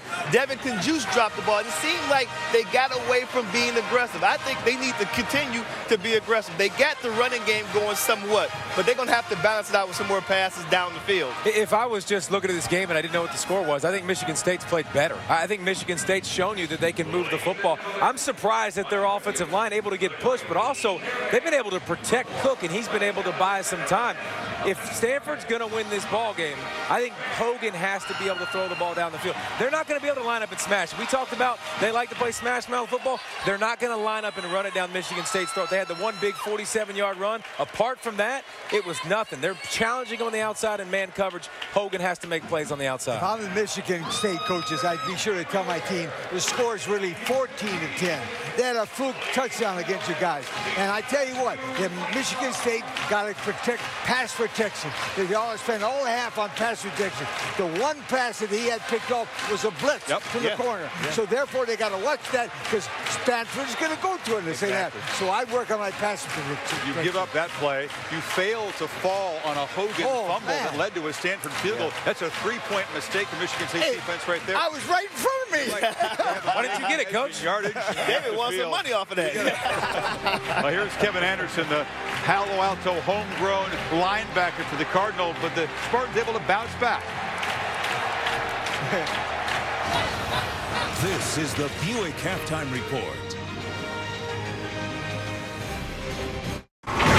This halftime report is presented by the new luxuriously innovative LaCrosse from Buick. Identical halftime score to last year's Rose Bowl game. The Cardinal then dominated Wisconsin in the second half and won it 20-14. Statistical edge for the Spartans, but the Cardinal the edge on the scoreboard. Now the Leland Stanford Junior University marching band with drum major Anna Lisa Lockhart.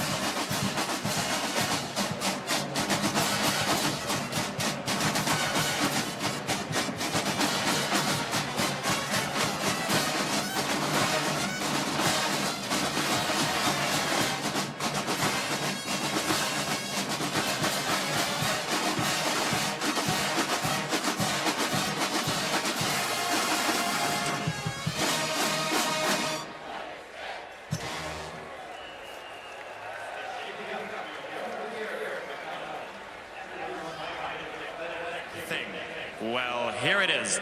The hot new trend of 2014 is going to be secret texts. The perfect blend of Snapchat and Twitter. It allows you to send messages to your friends visible for milliseconds, leaving them with only a vague idea of what you were trying to say.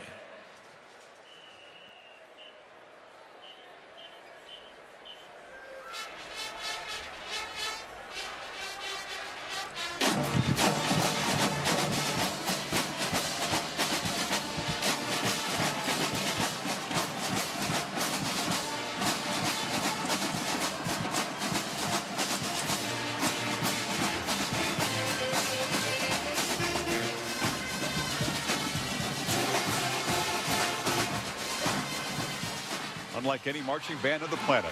Contrasting styles of the two bands as well. Welcome back to the 2014 Rose Bowl game, presented by Vizio on ESPN. I can see the finish line with each line that I finish. I'm so close to my goals, I can almost pole over the goalpost.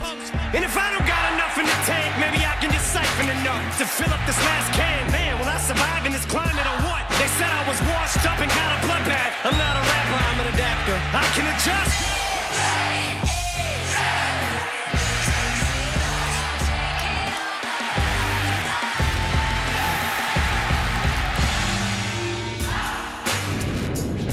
Brent Musburger back with Kirk Herbstreit down on the field. Heather Cox and Tom Rinaldi. And we had an outstanding first half as Michigan State scored a touchdown after a pick six. And we will start the second half 17-14. And you couldn't ask for anything more than this. I mean, Michigan State has put Stanford under the gun here late. Without a doubt, and what an amazing job of coming back after we talked at the halftime break. Connor Cook had the interception, poor decision, comes right back and makes a big play. And if you look at the Home Depot coaching adjustment for Michigan State, it's what a great job Connor Cook's done at putting the ball into the hole. Hasn't always had time to throw. He's been in the pocket, feels the pressure. Look at the receiver. He's not quite there. He throws the receiver to where he needs to be, and then they make a big play in a pass game.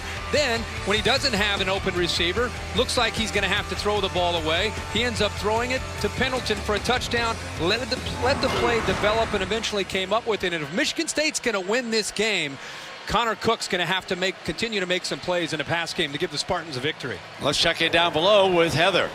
Well, guys, I was with the Stanford team coming out of the locker room. There was some concern about players slipping, so they were going to change to longer cleats in the locker room. They ultimately decided not to. As for what happened in the locker room, David Shaw's message was simple. Don't act like you don't have the lead. That's all he said. Then it was the coordinators, mostly the defensive coordinators, talking about the need to pressure the quarterback a little bit and that the linemen and the linebackers have to be more aggressive. They were upset that they let a couple of seam routes go, that the linemen weren't pressuring and reacting too much to the zone. And again, the kickoff sails back into the end zone. Both kicking games have been very strong here today as we bring out Connor Cook. And folks, he has the best number. That's right. He's thrown for 198 yards. Now forget that pick six for just a moment.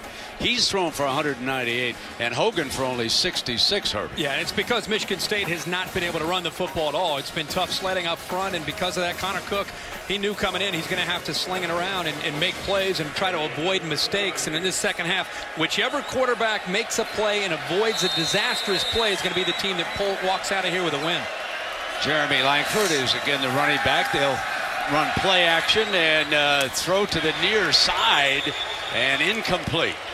On that first down, Alex Carter, the defensive back, with coverage for the Cardinal, and that'll bring up a 2nd and 10 from the 25. Pretty good effort there by Benny Fowler, who made a big catch at the end of the first half. Ball's thrown low and away where he's got a shot, and not only great effort by Fowler, but by Alex Carter getting his right hand in there to be able to separate the football from the receiver. Both Fowler and King will go to the left side of this offensive formation. Lippett will come down below. From the gun, they're going to keep it airborne. Complete. Foot race now. The 30, 25. Benny Fowler to the 14-yard line. And remember that 43-yard grab he made to set up that big touchdown. And what a run after the catch here. And what a great job up front of picking up the pressure. They bring a blitz here, and a good job by Langford stepping up and doing his job. And this is what Michigan State needed, the wide receivers to get separation, be able to make a play. They knew they could attack Stanford through the air, and this is a big-time play by Benny Fowler. Comes back to the football, and then he pulls away from that Stanford secondary, almost takes it to the end zone.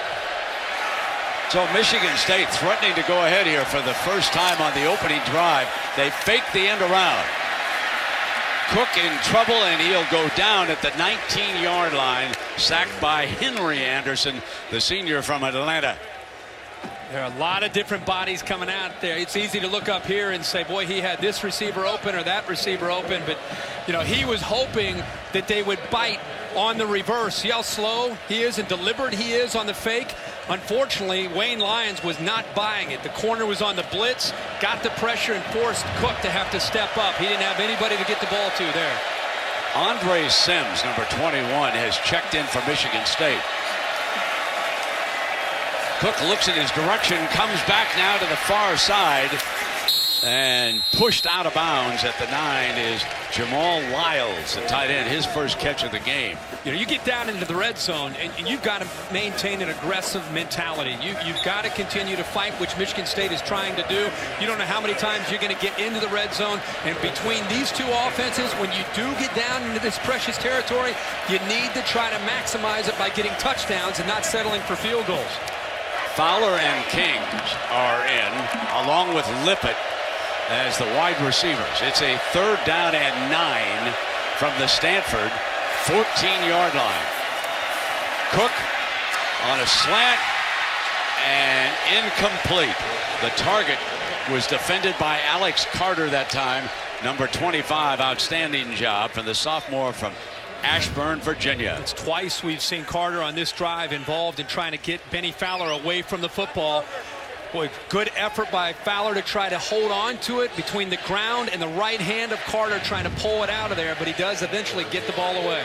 Here's Michael Geiger. And on the season, this freshman from Toledo, Ohio, is 14 of 15. This is a 32-yarder for the tie, and it's from the left hash. Dead on again. An impressive freshman. And we start all over again in the 100th Rose Bowl game. It's Stanford, Michigan State, deadlock. Visit WatchESPN.com or download the Watch ESPN app to watch ESPN live anytime, anywhere. Brought to you by Vizio. We welcome you back to Pasadena and the Rose Bowl. And for Michigan State fans, the last team to win after Trent at the half, Barry Alvarez, coach Wisconsin, defeating Stanford 17-9. But folks, since then, the Big Ten has lost 9 of the 10 games they've played here in the Rose Bowl. Back into the end zone. Here comes Ty Montgomery. 15. Spins at the 21-yard line.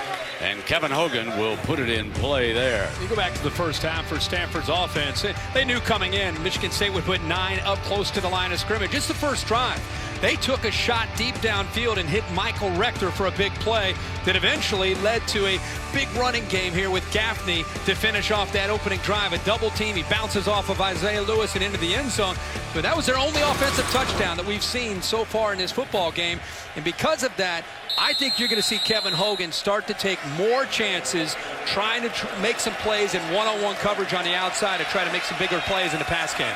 Ellsworth opens the game as the Mike linebacker here in the second half. He and Harris alternated throughout the first half. Hogan is under center on first down. Gaffney on a little bit of a cutback, and he's out to the 23 with Jones making the stop. Stanford has faced 8- and 9-man fronts all year long.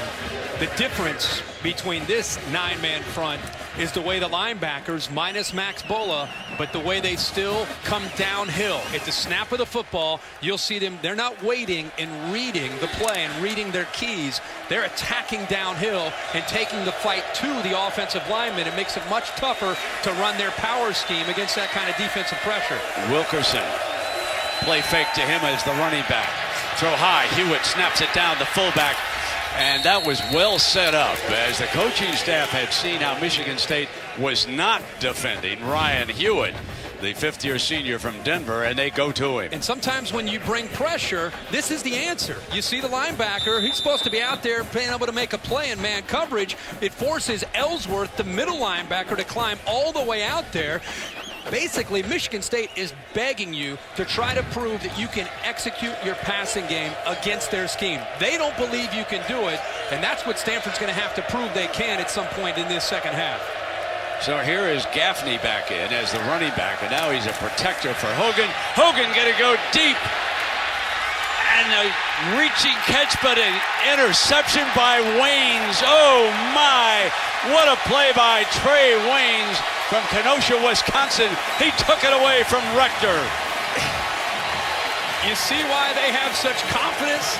You see why they play press man coverage? They have such confidence in Waynes on one side, Denard on the other. They beg you to take these chances. The ball actually goes through the hands of Michael Rector. It looked like he had both hands on the football. He goes up, high points the ball. It goes through his hands, and Waynes just takes it away from him for the big turnover.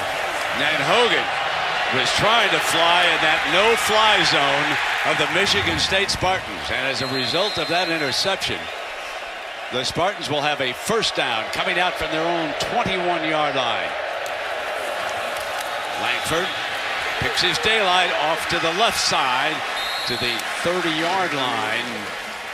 We mentioned the no-fly zone, and that, of course, is what the defensive backs at Michigan State call themselves, and that is the tower off there to the right in the background from Detroit Metropolitan Airport. And you can see the number of picks, and they are a tough, tough group. They think, okay, between our pressure and our ability to play man coverage, you're not going to get the ball thrown downfield. In fact, teams have only converted 23 pass attempts against them. 2nd and 3, and here is Langford trying to get the first down. Stanford trying to hold on. This is such a great look, and they knew that they'd have to take some shots. Rector in the slot, hoping he'd get one-on-one against the safety. That's the matchup that they wanted. Instead, Waynes slips back. The ball actually gets right into the hands of Rector, but he lets it slip through his hands, and Waynes is there to make that play. 3rd down and short now, and that power look. And a timeout is going to be called. Michigan State takes its first time out of the half. Media. So D'Antonio will talk it over with the quarterback about that timeout, and we'll come right back. The 2014 Rose Bowl game is presented by the ultra-intuitive M-Series Smart TV from Vizio. It's beautifully simple. And in part by the Discover It card. It's a game changer. Allstate. Are you in good hands? And Tostitos Chips and Dips. Bring the party. Some of the golden years, 1966 to 1989. Woody Hayes, Bob Greasy, some of the greatest names in the history of this sport came to the Rose Bowl. And today, we celebrate the 100th playing of this grand game. And it's only fitting that we got a game deadlocked at 17 here with 10:24 to go in the 3rd quarter. It's Michigan State, Big Ten, Stanford, Pac-12.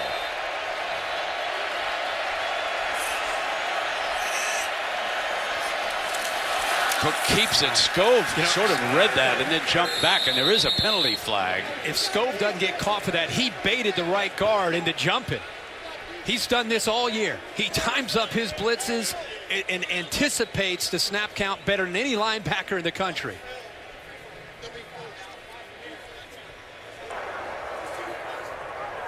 Offside. They got him this time. Defense, number 11. 5-yard penalty. Yardage results in a first down. Good call by DeFee. Watch number 11 now on this play. Watch him move up into that gap. Jump across, and he definitely was offside. This crew's done an excellent job so far. They sure have. They got him. They got him that time. But I tell you, 3rd and inches like that, why not take a chance by Shane Scove? First down and 10. Power I formation for the Spartans. Play action off of it. They continue to throw on first down. Cook has to throw this one away. 2nd down and 10 because pressure was coming from number 11, Shane Scove. Let's take a look at today's All-State. Looks like he's a little shaken up. Yeah, that's not going to keep him out on the field. He's going to take a play off. Take a look at today's All-State Good Hands play, and it's Benny Fowler into the first half. Adjustment back to the football. Hands helping him push Lyons there, but it's the hands of the catch by Benny Fowler. And this also a nice play here to start this second half. Not only the nice hands, but the speed to be able to pull away from that Stanford defense. Benny Fowler having a nice game so far. 2nd down and 10. Here comes Cook, moving the pocket to the right. Shakes the nickel back and almost intercepted. Almost picked off by Lyons. Just about to say, the Connor Cook is playing a great game, but he's got to be careful of just letting off of the accelerator and trying to force a play. He throws it backside. The ball sails on him. I thought Ed Reynolds might get his hands on the football. You throw back into the middle of the defense like that. The ball's in the air forever.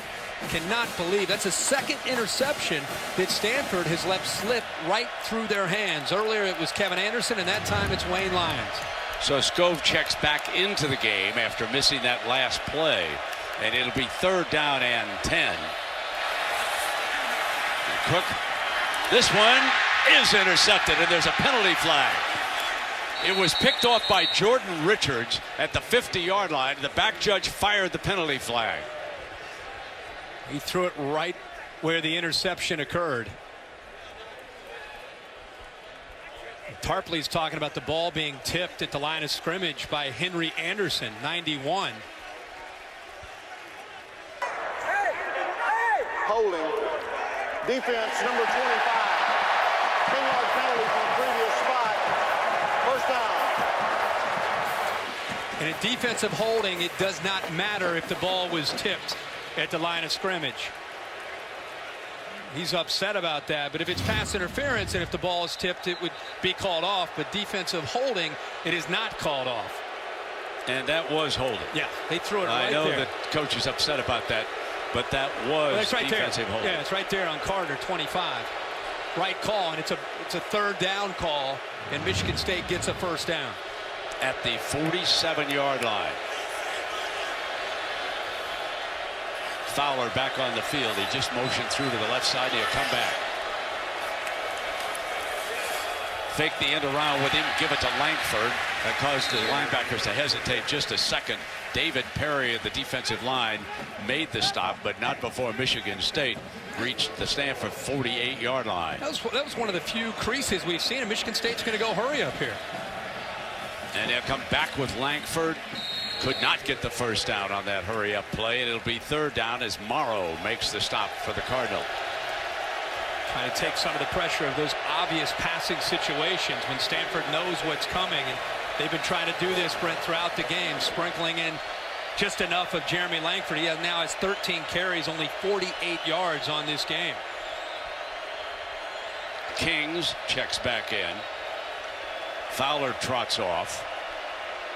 And now Stanford substitutes a couple of defensive players. So here's your 3rd down and 3. Fullback is set in front of Langford. They're going to throw out of it. Man covered, going to go deep. Kings reaches up, incomplete at the 10-yard line, and it'll be 4th down. Now this is a spot where D'Antonio might think about a fake punt. We'll see about that. Yeah, earlier they threw the ball up in the air, and Benny Fowler adjusted. Wayne Lyons struggled to find the ball. This time, Carter does a much better job of turning around at the right time, feeling and sensing between the eyes of Kings and the hands. Does a good job of getting his eyes back, getting in position where Kings had no chance there on that 3rd down. The conservative call all the way, and the Gunners are spread out, is to go ahead and punt this and play field position. D'Antonio sometimes will surprise you, but not this time. Fair catch is signaled and made at the 7-yard line. So the field position decision is the right one for D'Antonio.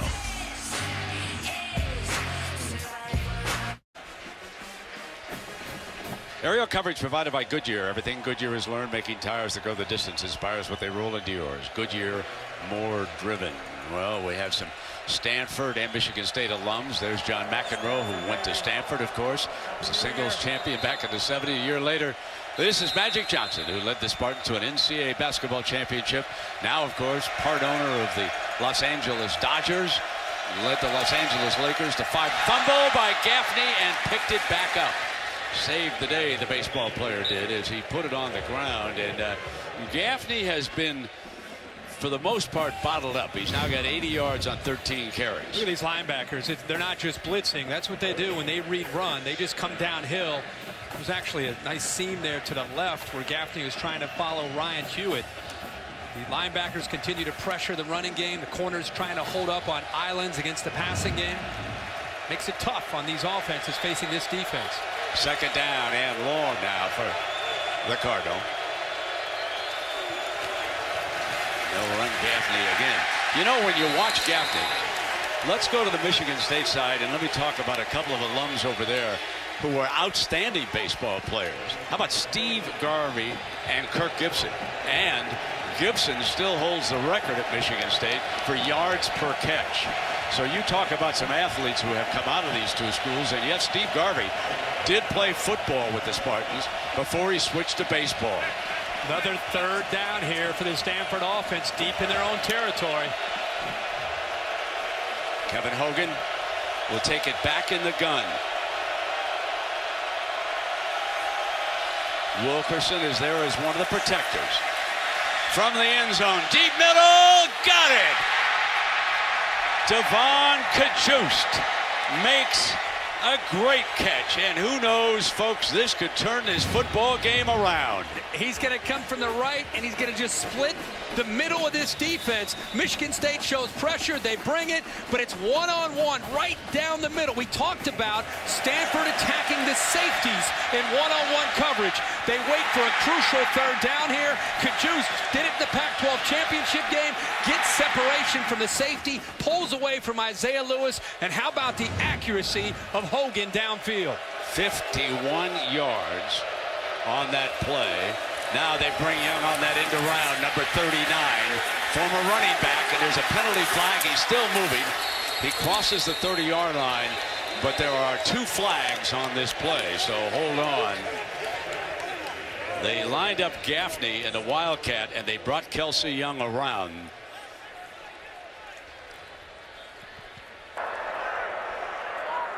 Holding offense, number 73 and number 98.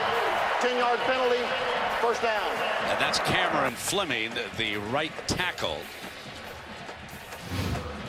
Devin Kajust making that big play. This is something he works on even in the pregame. He knows he's going to get some opportunities in one-on-one, and boy, he is healthy now and just such a great weapon as a slot receiver with his size at 6'4", 228 pounds. Buddy looked like he was right off the set of Duck Dynasty. Yeah. All right, here we go now.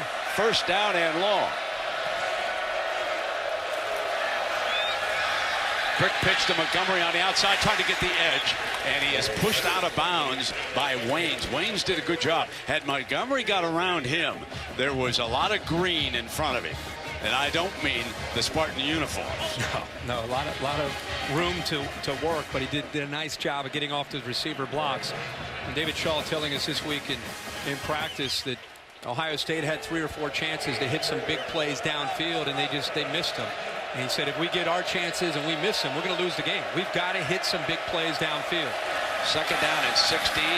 Gaffney is jammed on the right side, and it's going to be third down and long. Clemens hitting first. Let's check in with Heather.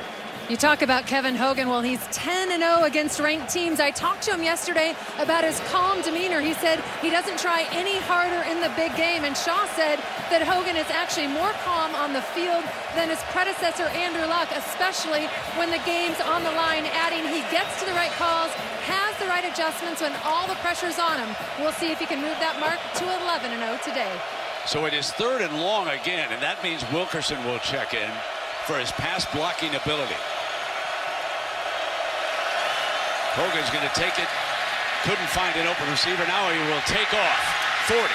Short of the first down. Now here's a decision for David Shaw.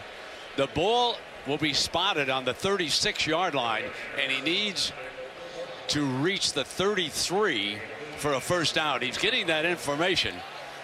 Called down from the booth up above. Once he's leaving his offense right there for the time being here now on this fourth down.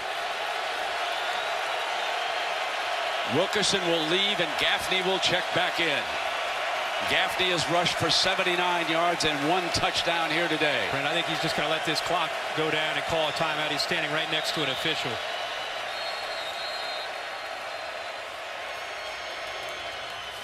That's exactly what they're going to do here. So while Stanford talks about it, we'll take a break and come right back with 4th and 4 for the Cardinal.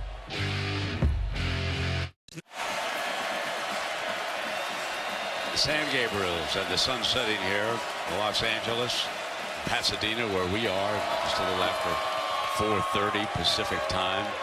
Ah, yes, one of everybody's favorite bands, the Stanford Band. So this is closer to 4th and 3 than 4th and 4. So here we go. Hogan's got Gaffney alongside. The offensive line wants to quickly check with him. The Spartans put 4 defensive linemen down, and they eat Gaffney up. Michigan State football. That was Denikos Allen making another big play, just as he did against Ohio State in the Big Ten championship. Yeah, Brent, I was just going to bring that up. You go back to the Big Ten championship game. There was a crucial point in that game. It was 4th and 2. The Ohio State moving the ball to Michigan State 39. Denikos Allen fought through a block of a tight end, stops Ohio State and Braxton Miller short, secures the victory. This time, not much of a chance at all. The leader of this defense, who would step up with Max Bulla out for this game, the leading tackler in this senior, Denikos Allen, the partner of Max Bulla, steps up yet again for the Spartans defense. Connor Cook back under center. He's 17 of 30 for 263 yards, touchdown and interception. The Spartans have been throwing on first down, and now they come back with the run with Langford to daylight. So the Cardinal adjusted, looking for the pass, and Langford busted for 9 yards before Reynolds, the safety, stops him. Yeah, I think a big part of this game plan is to be able to soften him up. Watch 37, by the way. Nice block on A.J. Tarpley. Boy, penalty, he has been busy. Tempo, Langford, first down. Getting to the second level. He crosses the 45-yard line. And now the play calling by Jim Bowman and Dave Warner, keeping the Cardinal off balance. Yeah, they are much more physical the last couple times they've had the football. You're seeing more of Jeremy Langford now, and it's more kind of what you're used to, accustomed to seeing from the Michigan State attack. But they've had to work hard in the passing game with formations to get it to that point. Lippett goes off to the left side. 2 wide receivers are to the right. Langford behind the left side of his offensive line. And again, they're beating the defensive line right now. And A.J. Tarpley finally able to bring him down. Blake Treadwell and Jack Conklin over on the left side. And Treadwell's from East Lansing. And Conklin's from Michigan. And they come right to the line on second down. And here comes Langford. Angley got the first down in the edge. Yeah, right now you're seeing Langford run with a whole different mentality, and it starts, as you said, with the offensive line. Listen, left tackle's a freshman, by the way. Conklin's doing a heck of a job there. The receiver that time, Lippett, helping out, and they're back to the line of scrimmage. They're kind of sensing Stanford on their heels. They have come to the tempo game. Play action. Firing complete to Kings, and he's hit right away. And that was Hoffpower who made that tackle over there for the Cardinal. And the ball will be spotted at about the 23-yard line for this second down. A lot of different bodies being rotated in by Stanford to try to stay fresh. Direct snap underneath to Langford. Langford daylight, first down, crosses the 15-yard line. You see A.J. Tarpley raising his hands there. At the end of that play, Tarpley kind of raising his arms up in the air as if he's wanting to get the call in quicker. He was confused. He's supposed to be out in the flat. He's supposed to be taking away Langford. And at the end of that play, he kind of raised his arms in frustration. Stanford, it's very uncharacteristic to see them becoming unglued a bit defensively here. The Spartans substitute 4 players for this first down from the 13-yard line.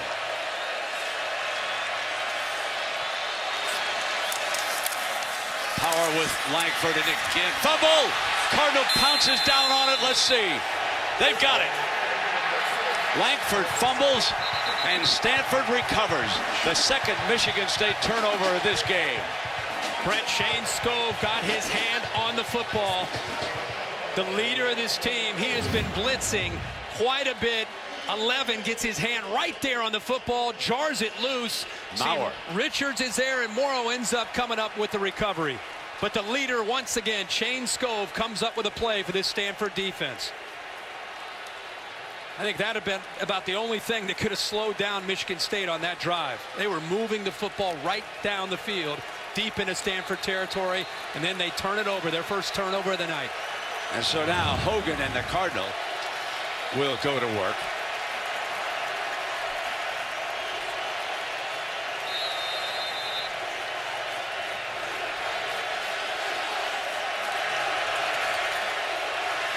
Gaffney set behind the fullback.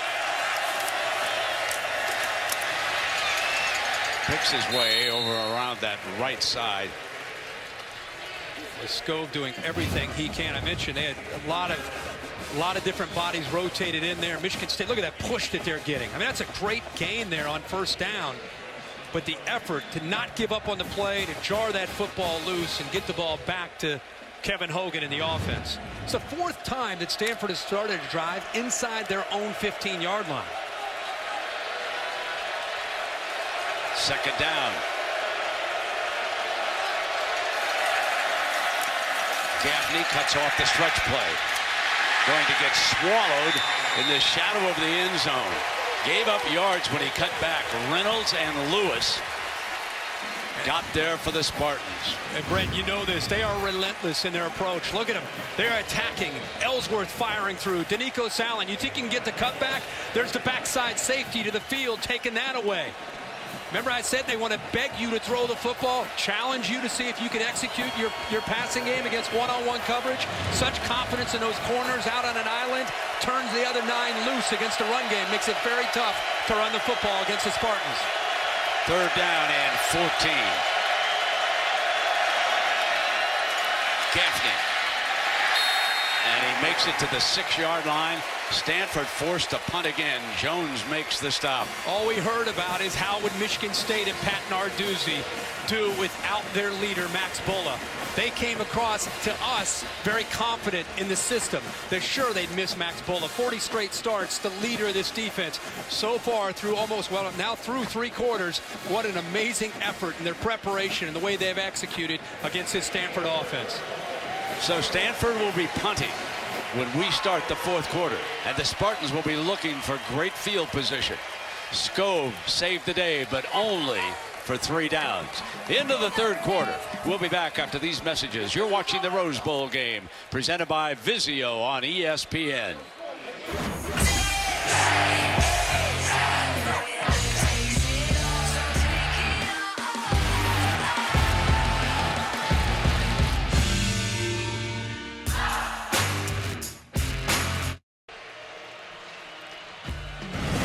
Welcome back to the 2014 Rose Bowl game, presented by Vizio on ESPN. Stanford's Ben Ryan. He's had a terrific day punting. Backed up in their own end zone here to start the fourth quarter.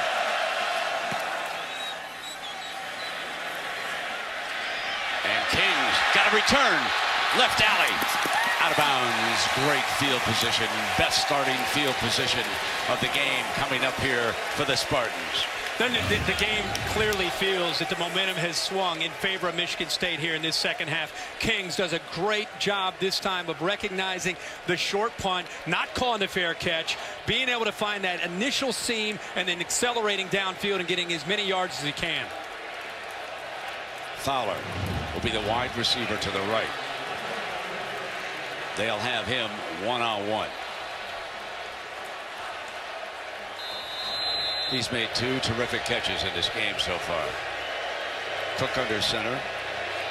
Langford, after the turnover, will get the first carry, and he is stopped for a loss by Morrow. Let's check in down below with Tom Rinaldi. Brent, all week, Coach Antonio talking about how his team would respond to adversity. Interesting to see Langford come off after that fumble inside the red zone. Apologize to every offensive lineman and his quarterback. A penalty flag is thrown. They wanted to set a flanker screen to the right. False start. Offense, number 94. The player never got set prior to the snap. 5-yard penalty. Second down. Cook and Michigan State are starting to go hurry up more and more here. And one thing that Cook has to be aware of is making sure, of course, you got to go hurry up. You got to get your guys lined up there because you cannot afford in a game like this to give up 5 yards. And that was Michael Dennis, and he's jumbo. He's the 300-pound blocking tight end on that play. So they certainly were not going to use him as a receiver. The ball now is at the 34-yard line. Cook checks over to the right side before the snap. Now he looks back to the left, comes in underneath with the completion, and out of bounds at the 25-yard line is Price, number 82. He's out of Greenstown, Indiana, tight end. Time Connor Cook looked to his right, saw a man up coming, he just gave it a little bit of a look, saw the nickel back coming on the blitz, right away knew he needed to almost abort the drop, get it out there to Price as fast as he could, threw away from the blitz that time and picked up some pretty good yards.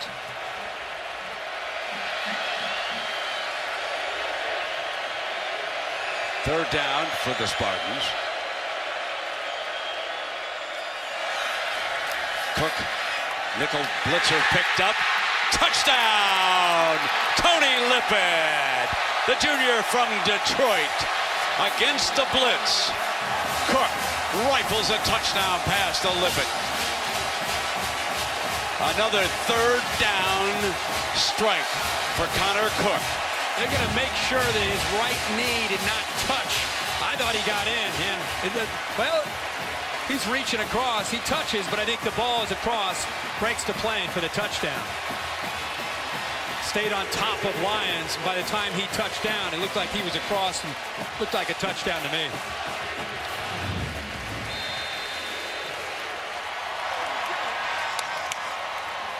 Michael Geiger tacks on the extra point. Folks, we got an underdog howling in Pasadena right now.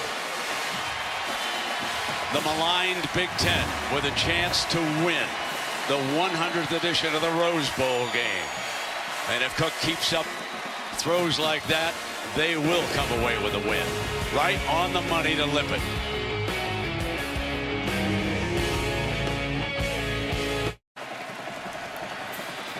So Lippett puts the Spartans ahead for the first time in the fourth quarter with 13:22 to go. Yuma will kick it away.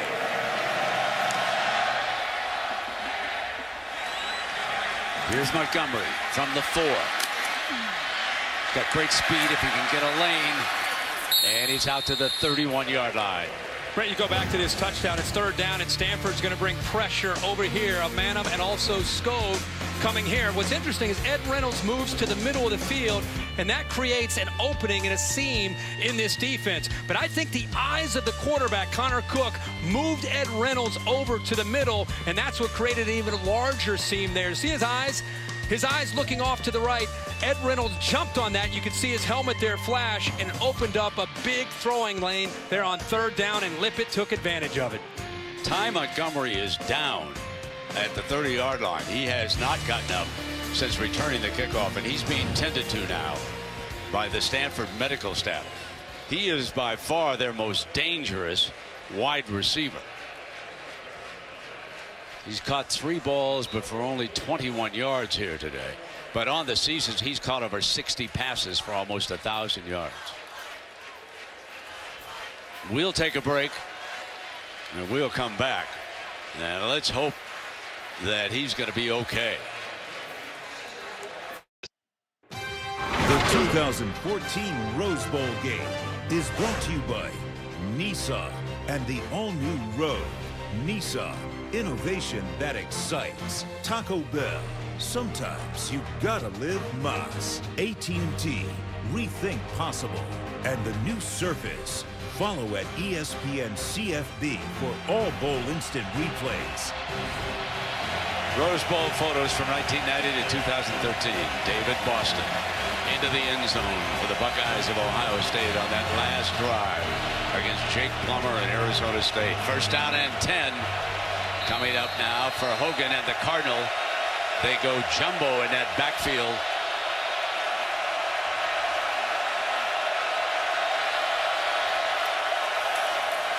Gaffney, hole on the right side, breaks a tackle, and he's out to the 34-yard line. Well, they have struggled since the first quarter moving the football against this Michigan State defense. This is in the second half. They see that it's going to be a Wildcat, completely leave Ty Montgomery alone, attacking downhill against this Stanford offense. The linebackers, Ellsworth, Danico Salin, look at him coming downhill, eventually leading to a fumble. Ellsworth and Danico Salin, it's not a blitz. They're just attacking against this run game, and it's put Stanford in a jam offensively. Come back with Gaffney on second down and 5, and they pick up a couple more. first quarter, they were moving the football. In fact, the first drive, their only offensive touchdown. But you can see how many plays they had in the first quarter. Things were looking like typical Stanford. 146 yards, 9 yards of play. They had 10 points. And since then, look at that. Second, third, and now into the fourth quarter, they have not been able to do anything offensively. 3rd down and 3. Hogan has the play from Coach Shaw.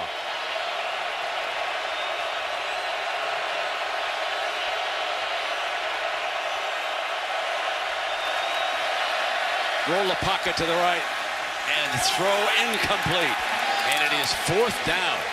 And when it is 4th and 3 against this defense, you would expect a punt team, and here it comes.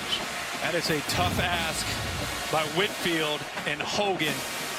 He puts it out in front. Would have been a great catch by Cody Whitfield to be able to hold on to that. It looked very in slow motion. It looked much simpler than if you look at it in real time. But that's tight coverage there by Denard, the Jim Thorpe Award winner. Ben Ryan. He's the punter. Kings back deep for the Spartans. Got a return from the 16 and no further than the 20. So we'll take a break. It'll be Spartan football when you come back. Sparty 12:03 away from a Rose Bowl triumph. 95,173 in Pasadena watching the 100th Rose Bowl game. Our area of coverage provided by Goodyear. Everything Goodyear has learned making tires that go the distance inspires what they roll into yours. Goodyear, more driven. And there you see the coach's trophy. That'll be awarded Monday night to the winner of the national championship game between #1 Florida State and #2 Auburn. So here we go. 1st down and 10. Sparty would love to eat up a little clock. And on the end around, Kings. Ty Montgomery being patted on the back quite a bit. This was that kickoff return where he went down, was helped off, was looked at while Stanford had the football. And since then, the doctors have checked him out. A lot of players kind of patting him on the back, indicating to me it looks like he's done for the game. You know, let's talk about Mark D'Antonio, because some of you have read or heard rumors about the Texas Longhorns being interested, and why wouldn't they be when you think of the job that he has done up there in East Lansing? But for all the world, he seems very, very happy to be head coach of the Spartans. He and the athletic director are extremely close. He is certainly due a nice raise, which he will get. But folks, here's something you might not know. He does not have an agent. That's right. I talked to Mark D'Antonio yesterday, and he said, tell him to call my wife. Isn't that everybody's agent? So here we go now. Connor Cook firing, grabbed at the 40-yard line by Keith Mumphrey. Mumphrey's first catch of the day. He's from Vienna, Georgia, folks. I'll tell you what, Mumphrey, a great play, and he comes back to the ball and does a nice job. But this is about Connor Cook to me tonight. This kid knew that he wasn't going to get a ton of help from the running game. The ball was going to be in his hands. This guy's coming off the Big Ten championship game against Ohio State, where he threw for over 300 yards, was the game MVP. He comes up against one of the best defenses in the Rose Bowl. They have 3 weeks to get ready. He has played masterfully so far in this football game. And here comes Langford on 1st down. And Irby, just to follow up on what you said, what's really impressive is he made the worst decision of the game when he threw that up for grabs, and it wound up being a pick 6, and he came right back on the field. And for the game, Herbie, he's thrown the ball 35 times, 22 of 35 for 332, 2 touchdowns and that 1 pick 6. Kind of symbolic of his year, where he struggled. They sat him down against Notre Dame. He didn't get a chance to try to win that game. Instead of getting down, he fought back, ended up with a great conference play from Iowa all the way out, became the leader of this team. Very fitting that he's in this game and playing the way he is tonight. Well, there is a Bulla on the field. It's Riley Bulla, and he's the fullback for Langford. And so the younger Bulla is here with us today, and I'm sure his older brother is watching this game. And when Michigan State arrived in Southern California, many of the seniors on that defense who were close to Max Bulla received a text message from Max. This game is not about me not being there. take care of business. You know why we wanted to get to the Rose Bowl. So Max Bulla very much behind this defensive team, even though he's not here today. Third down now coming up. Connor Cook in trouble, sacked. Back at the 33-yard line. Trent Murphy there, Herbie. Trent Murphy, who leads the nation in sacks, does a good job of working around Donovan Clark, a sophomore who is in right now for Conklin. Works around, also has to get through Jeremy Langford. It's one of the first times we've seen Murphy get all the way home. He's come close, and this time because of the coverage downfield, they give him time to get home. And Murphy's had just a huge year this year for Stanford. That's a 4th sack of Cook. That is Barry Sanders back deep. This sounded one of the greatest I ever watched. Line drive. Sanders will run up on the big hop and then wisely stay away from it. Good decision by the young man who's got a couple of years to mature into the top back with the Stanford Cardinal. You're watching the Rose Bowl game presented by Vizio on ESPN.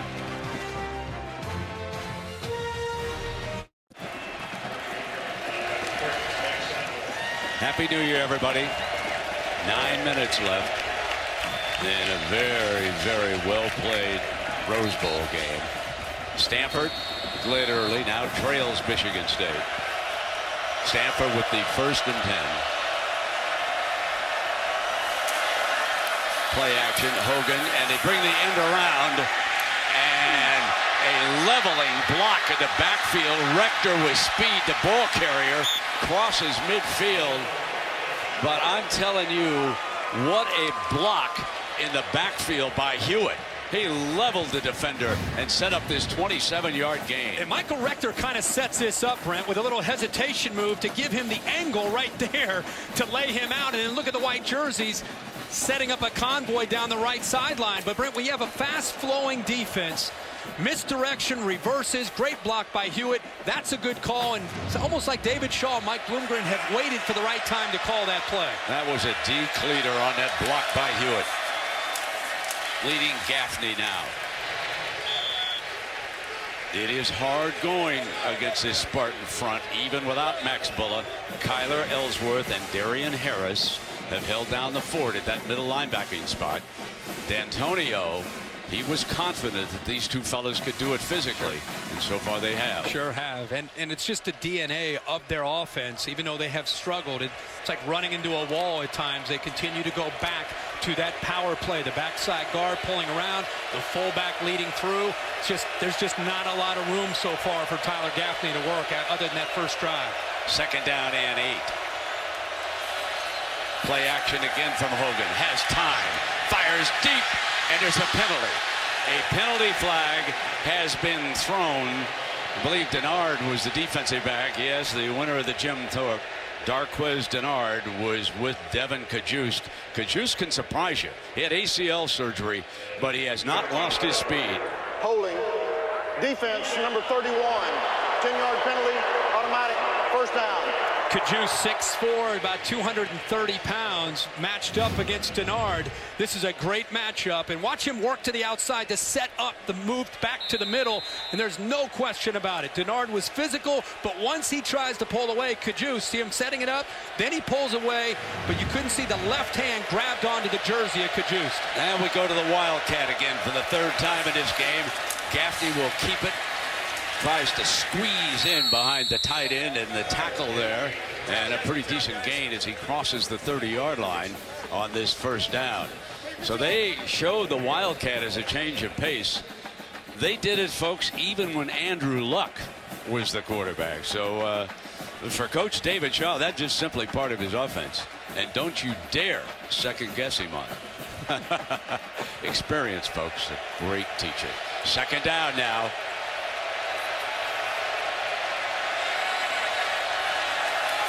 Young flashes through, and Hogan able to fire it off that time. Hewitt fell. I mean, they're trying to set up a tight end screen here. Get the ball to Hewitt. trying to mess with the eyes of the defense by running Kelsey Young.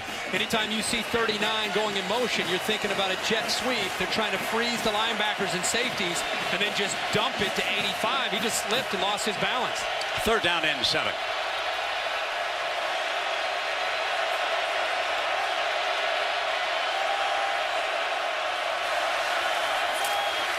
Hogan keeps it, dives for that 1st down.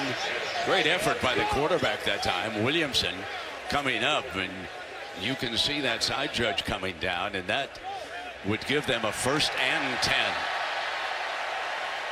Excellent running effort by Hogan. Now, an interesting spot here. That's a read by the quarterback, Hogan. He's reading it. There's a lot of green jerseys in there. Well, he seemed to land right at the line, or maybe a bit short, but they give him the benefit of the doubt there and give him the 1st down. Gaffney back in. From the 23. Gaffney behind Hewitt again. And he's close to that 20-yard line with Drummond hanging on. They want to always try to outflank you. They try to get to the outside. They have not been able to do that tonight at all because of the way the safeties have come down in run support. Even a corner, you see Denard up in there. Drummond eventually the last man there, the last man standing to be able to hold him before he bounced it to the outside and would have picked up some big yards. 6 minutes remaining. 2nd down.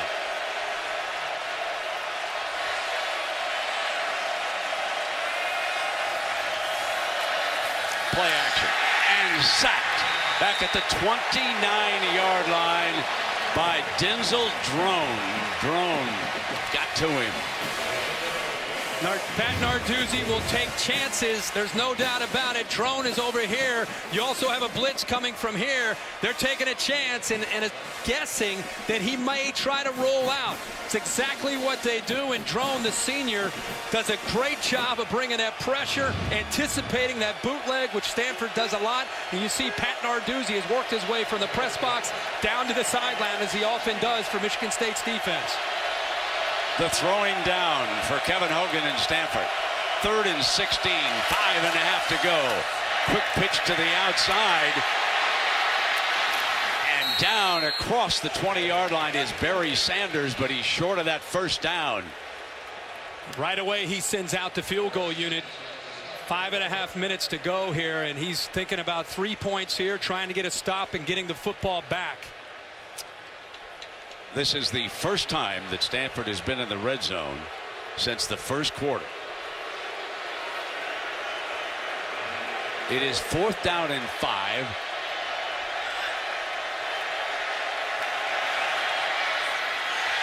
Bobbled by the holder. He's going to try to throw it back across the middle, and it's caught at the 9-yard line with a penalty flag throwing on the play.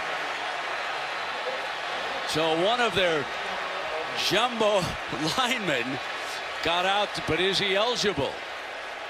Like an illegal man downfield. I think Calhoun's shaking his head there, number 89, indicating that that was an illegal receiver downfield. When it was a broken play, they took off because they felt it was going to have to be a run by Ben Ryan, the holder. Ineligible man downfield in the kicking team. 5-yard penalty. Replay 4th down. Brent Trent Murphy is lined up as the left wing. He makes the catch. He's fine. He's fine to be able to make the catch. He's 93. It's that the rest of the guys in the middle of that the offensive line, they start to go downfield as well, trying to either pick up a block or run downfield. It wasn't Murphy. It was the others moving downfield. And he just lost control of it. Not a design fake. That's obvious. So now after the penalty, it will make a 39-yard attempt. And this one curling in for Jordan Williamson. Stanford pulls to within 4. 5 minutes remaining. They need the ball back.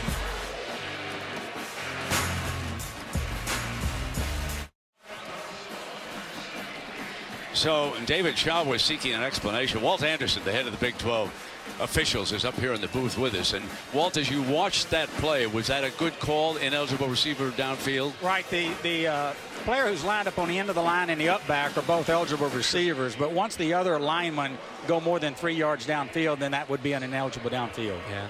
And Brent Luke Kamatule got downfield 99. Well, he's 5, 6, 7 yards downfield. So it's the right call. David Shaw and his staff want the explanation. And so we heard from Walt, who's the head of officials, and this is a Big 12 crew. And I just want to say, they have done a fine job, and they're still back over there to feed the referee, talking about it with David Shaw.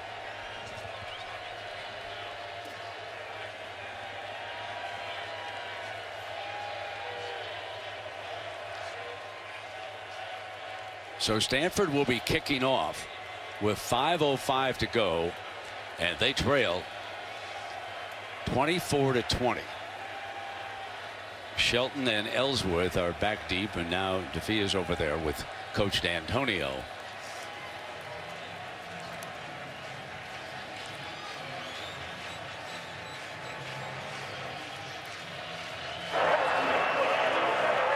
On the prior possession, the game clock stopped in error. The game clock should read 4:15. 4:15 on the game clock. The game clock stopped in error. Please set the clock to 4:15. Which they have already done because they knew what DeFee was going to tell the crowd here. It's always great to keep a crowd like this informed of what's happening. It was 5:05 when it stopped, and now they've readjusted to 4:15. So Shelton is back deep. Hogan hopes that Scove and the defense can get the ball back. The Spartans hope they can kill the clock for Coach D'Antonio.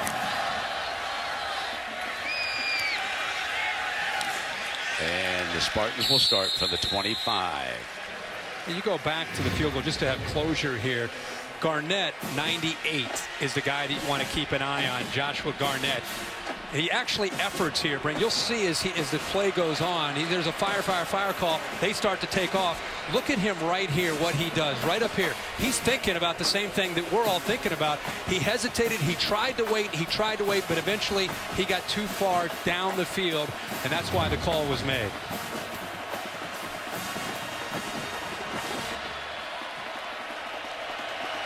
Pendleton is back after being nicked up a little bit as the fullback, and he has been a key player in this game for Michigan State. Langford and Cook. Langford behind the right side of the offensive line. It's an interesting time for Jim Bowman and Dave Warner and Mark D'Antonio. 4-point lead. Stanford wants the ball back. You got to work the clock on one hand. You also have a quarterback that's had a career night. Receivers that are playing very well. Do you wait to third down to try to run the ball, or do you try to maybe take a chance throwing the football here on second down?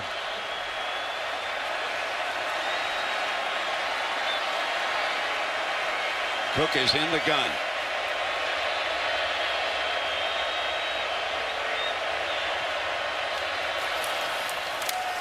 Langford is hit in the backfield by Scove. Scove read it perfectly. Jumped across the line of scrimmage, threw him for a loss, and here comes a big third down. Yeah, once again, times it up. He and Tarpley coming right up the middle because of how quickly he closes in. The offensive line cannot pick him up. That's the way it's designed by Derek Mason. You bring both the linebackers, they pick up one, the other comes free. And like I said, do you wait do you run on second, wait to throw it on third down? Now you're in a tough position here on 3rd down and 10. It's time for our Discover Game Changer, brought to you by Discover Card. And watch Connor Cook. This is the play that puts the Spartans ahead. Lippett reaches in for the touchdown. And now, Herbie, the Spartans try to hang on. Sure are. You force Stanford to use another timeout. They're down to 1 timeout now. 3.5 minutes to go. And where Dave Warner and Jim Bowman and Mark D'Antonio are talking now is, do you run the ball again? work some more clock? That's still a lot of time to leave on the clock. Or do you give your quarterback a chance to try to make a play and risk an incompletion?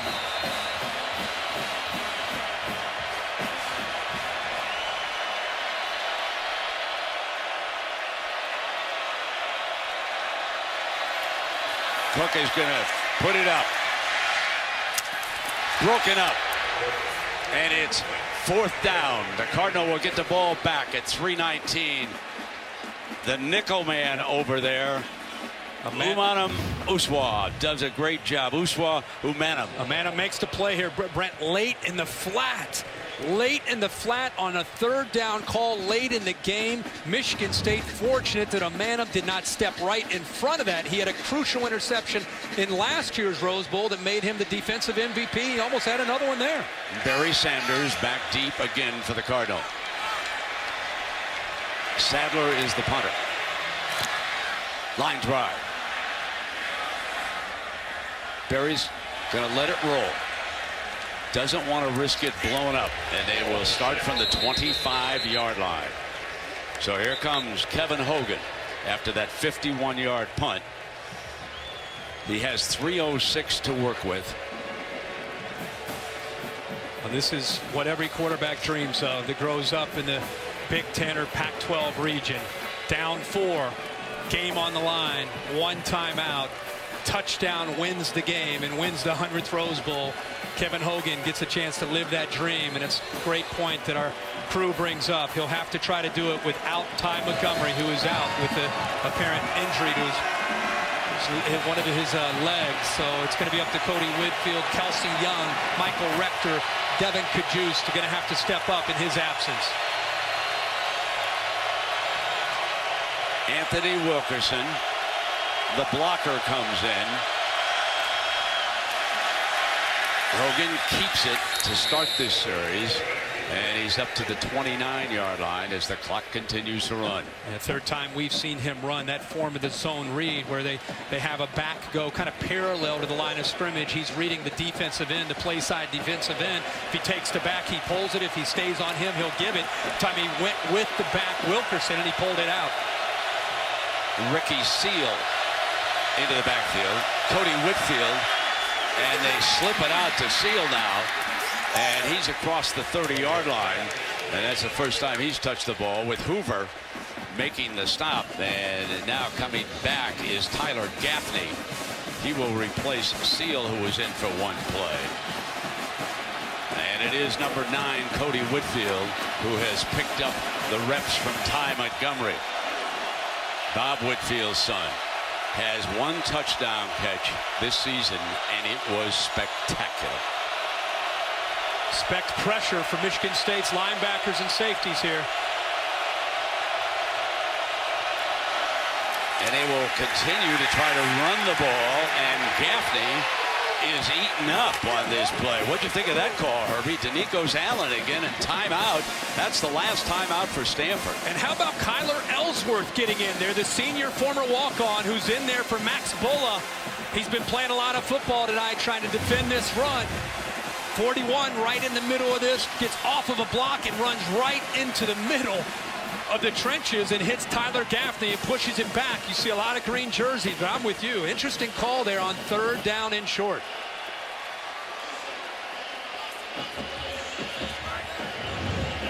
A little reminder coming up after the game, stay tuned for the Ford BCS postgame show. So it has come down to this 4th down. 1:48 on the clock. And Stanford, for the game, has 305 yards to Michigan State's 403. It has been tough going. And now the Cardinal needs a yard to stay alive in the 100th edition of the Rose Bowl game. Good against good. The big offensive line and Tyler Gaffney in that jumbo set against that Michigan State defense. It's as good as there is in America defending the run.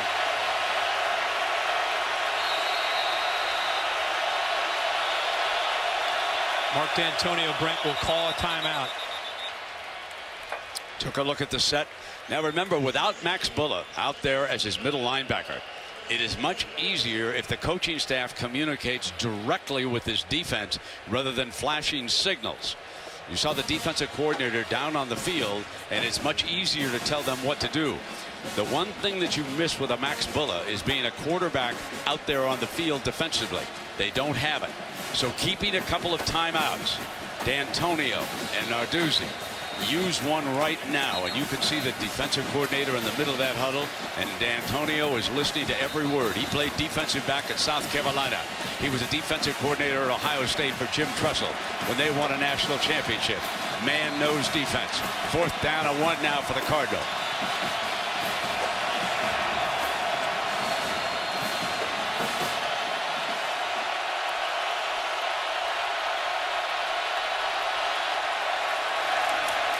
Fullback right straight ahead, and the Spartans say didn't get it. Michigan State will take over on the 34-yard line. Kyler Ellsworth, one of the Mike linebackers who replaced Bulla here today. He's in on this play. How about that for the youngster who came to Michigan State as a walk-on originally? In the biggest game of his career, he did not go with the team to the off-the-field functions except the ones that they were required to. He studied film all week long, and now he comes up with a huge play. Interesting that they go with the lead back, the fullback Hewitt, instead of going with the big tailback. The lead blockers leading the way for Gaffney, but instead they try to sneak in a quick dive play to Ryan Hewitt.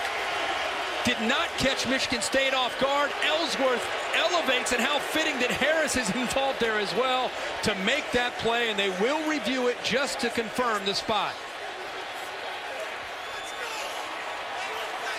That's about as much emotion as I have ever, and I mean ever, seen D'Antonio show. So they will review the spot on this play, as they should with a play this important. It'll go upstairs now, and they'll take a look at it as Hewitt. And it looks to me like he was stopped before he could even get close to it. At that point, the play's dead. Then he just keeps pushing and pushing and pushing. But that initial surge, he is stoned short of the first down. Look at how fitting is that. Harris and Ellsworth. After further review, the ruling on the field stands.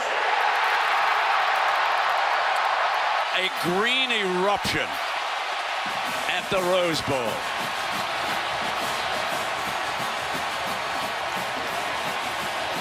Defense had a big stop earlier in this game on a 4th down. They had a big one in Indianapolis, and they end up securing a victory here in the 100th Rose Bowl with another big stop on 4th down. And this will stop the Big Ten bleeding in this game.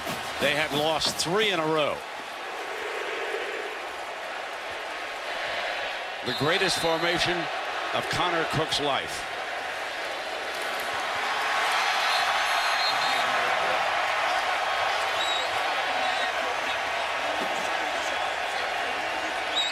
And the headset comes off.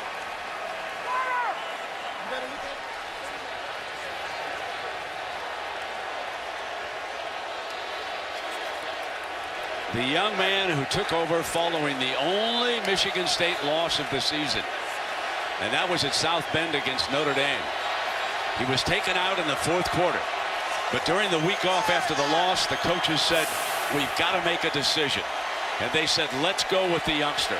Let's go with Connor Cook. And here he is, leading Michigan State to a Rose Bowl championship. A minute left to go. I know it's cold in East Lansing, but this has got to make all of you feel just a little bit warmer. No doubt about it. Mark D'Antonio has taken his program to such a tremendous level, doing things. And how about it? Here's the quarterback, Connor Cook. Good for him. 22 at 36, 332 yards and a couple touchdowns. Andrew Maxwell, who gave ground to Connor Cook. He'll take this 3rd down snap. There's a fine young man. And D'Antonio will come out to shake hands with Coach Shaw. And somewhere, Big Ten Commissioner Jim Delaney is celebrating this victory. Nebraska beats Georgia today. And now Michigan State pulls off a favored Stanford team. Next up will be Ohio State in the Orange Bowl when they take on Clemson.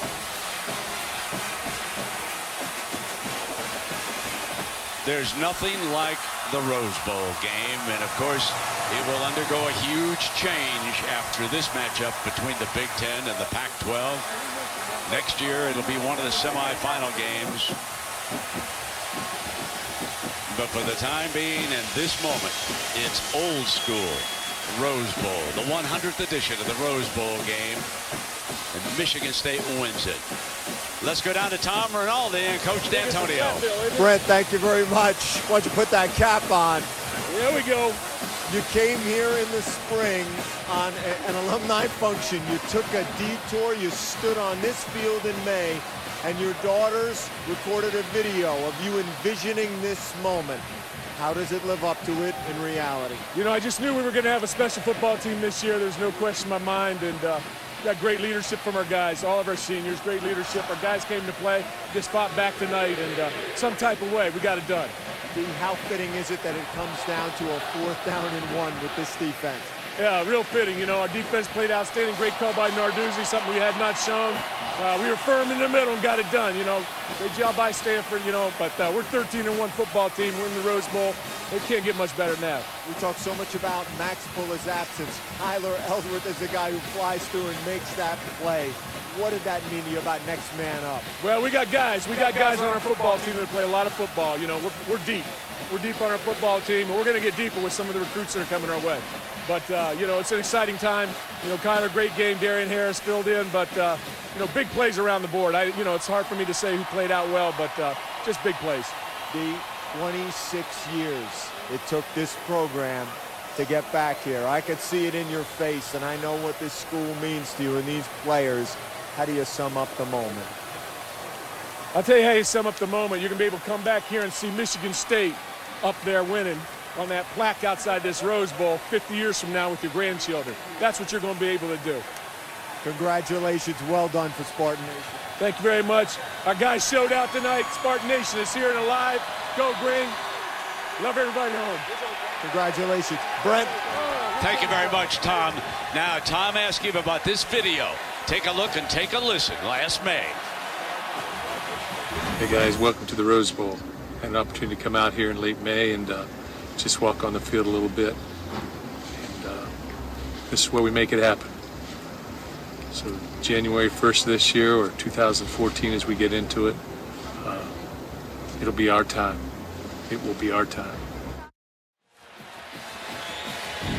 His daughter took that video on her cell phone. Mark D'Antonio.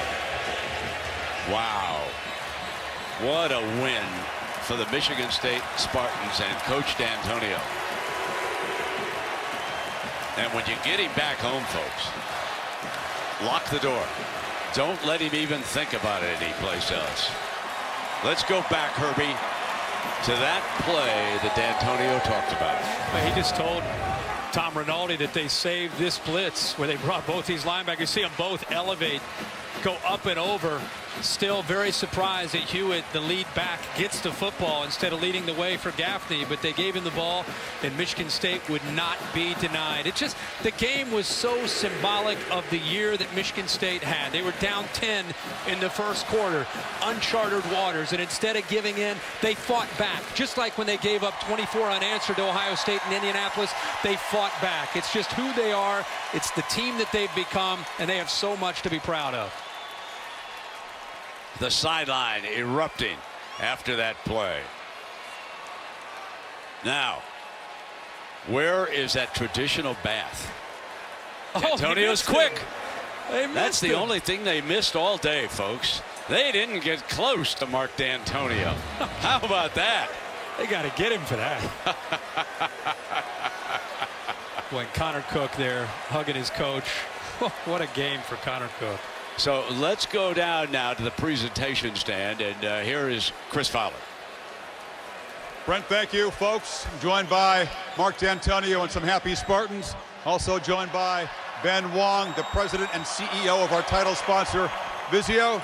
and the president of the Tournament of Roses to present the trophy, Mr. Scott Jenkins. Scott? Congratulations, Coach. Champion of the granddaddy of them all, the 100th Rose Bowl game.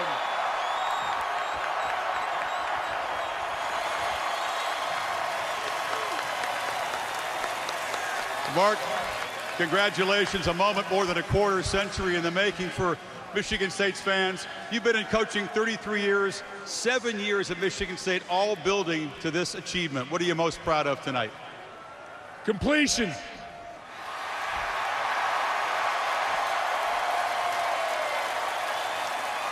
It's a special time for all the Spartans, and we came here in force. Very, very happy for our football team, the resilience we've shown all season long. I knew last year that if we came this year, if we found the inches, that we could be something special. 13-1 is pretty special. I want to congratulate our players. Dream big. Well, this is a big dream realized. I guess it was fitting with the personality of your team all year. It had to come down to a defensive stop on 4th down. With the linebacker over here was filling in for one of the great Spartans of all time, leaping over the top to make the stop. And you showed the most exuberant reaction I've ever seen from a normally stoic guy. Yeah, well, I get a little excited at the Rose Bowl, you know. Offensively, just like the Big Ten championship game, you had to show a lot of trust in your quarterback, Connor Cook. Not every play he made was terrific, but he made a lot of big ones. Connor has the ability to come back and bounce back after something bad. He's resilient. I've said that all along. You know, he has a way of recollecting himself and moving forward. That's what he's able to do. Great catches by our wideouts. Thought our offense played outstanding, really controlled the tempo of the game. And then defensively, once we caught fire in the second half, played very, very well. I was visiting with your daughters who shared that moment on this empty Rose Bowl field in the spring as you contemplated what it must be like to achieve a moment like this. How does it match up? Well, it's surreal, you know. I stood down here, there was about 6 people in the stadium at the time. And I told our football team that they would be the ones. And now we're here, it's a done deal, it's surreal. I told them when they walked on this field it'd be something special. And Rose Bowl did not disappoint, I'm gonna tell you. Congratulations, Mark. Let's visit now with the offensive and defensive players of the game. Connor Cook, please come on in here first. Sophomore quarterback, boy, you had to bounce back from some rough plays. Take us through that drive near the end of the first half after the pick six. You know, I've been resilient all year. You just got to put things behind you. You got to have a short-term memory as a quarterback, especially being on a big stage like this. You have a pick six, you just got to push it behind, just focus on the now and focus on the task at hand, and that's what I did. It's been 14 years since the team has come from behind at halftime to win a Rose Bowl. Take us through the closing quarter of this game today. You know, I'm lost for words. You know, just to be able to be here with my teammates, you know, to send the seniors out on a high note and just, you know, hold on the football at the end and just be able to take a knee in the Rose Bowl, the 100th Rose Bowl. It's a surreal feeling, and it's just such a blessing. And I'm just so happy that we got to send out the seniors on the right note. Congratulations, Connor. Let's bring in Kyler Ellsworth right now, the defensive MVP, the man who met the ball carrier over the top on that 4th down stop. Boy, this is a storybook ending. You replace a guy who's almost impossible to replace, Max Bulla. Talk about your emotions and your ability to perform this way today. You know, coming into this game, I have my coaching staff behind me. You know, it's a little nerve-wracking at first, stepping into the starting job that's, you know, been placed by Max Bulla for years now. But I had the support of my coaching staff, my players. You know, that gave me confidence to come in here with, you know, a demeanor that, you know, I'm going to get the job done. And, you know, came out on top. I couldn't be happier. Yeah, a moment you can only dream about. That 4th down play at the end of the game. You go airborne. I didn't know you had that kind of hops to meet the ball carrier. Take us through that stop.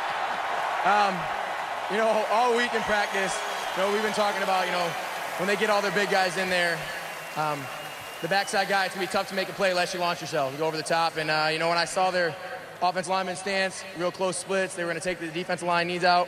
You know, the only way that I knew I was going to be able to make a play is go over top, and was fortunate enough to be in the right place at the right time and couldn't be happier. Coach and Connor talked about sending out the seniors in style, but what a moment to conclude your career here as a homegrown guy. Hey, you know, exactly. Couldn't ask for more. You know, sending not only our seniors off with a bowl win, but, you know, starting off the 2014 season, you know, with the other guys going to be here with a win. I hope that rolls on, next year's season, and I couldn't be happier. And, thank you, Spartan Nation. Congratulations, Kyler and Connor and D'Antonio and the entire Michigan State Spartan organization. Win the Rose Bowl for the first time since '88. We've had so many great memories at this game in the 100 chapters. Today, another one. Brent, back upstairs to you guys. Chris, thank you very much. And along with everything else, this is a huge, huge win for the Big Ten Conference. And Herbie, I want to jump ahead. I know the Fiesta Bowl is coming up right after this game. We'll talk about that in a moment. But I want to jump ahead now to Ohio State, because they're next up for the conference against Clemson. The Buckeyes can win this. This will have been a very successful round of bowl games overall for the conference. Oh, yeah, and they've really needed that. It's been a tough run since '06, and I think Jim Delaney would be the first one to tell you that every time the postseason comes around, collectively, it's very important that they do well. Even the games that they lost today, they were competitive. And now the baton is handed, as you said, to Ohio State against Clemson, a game that it looks like on paper would be a shootout, and we'll see who ends up winning that game. And, oh, yes, by the way, after they clear this field, folks, they're going to bring this turf completely up tonight. And then overnight, they're going to start to roll down the new turf here at the Rose Bowl for next Monday night. Just a little game between Florida State and Auburn. Herbie. Well, there's so much goes into January 1st and New Year's Day and all these great bowl games. You almost try to put that game on the back burner. You and I will have the good fortune of sitting up here and watching that game unfold, and there'll be a lot of speed on the field between those two teams. Everybody wants to see Jameis Winston after winning the Heisman, and we all want to see that Auburn offense against that Florida State defense. Right now, hail to the Michigan State Spartans. They came in here a touchdown underdog. They trailed early, and they got the job done with a second half rally. And it is a moment on that 4th and 1 that young man will never forget, nor will his coach.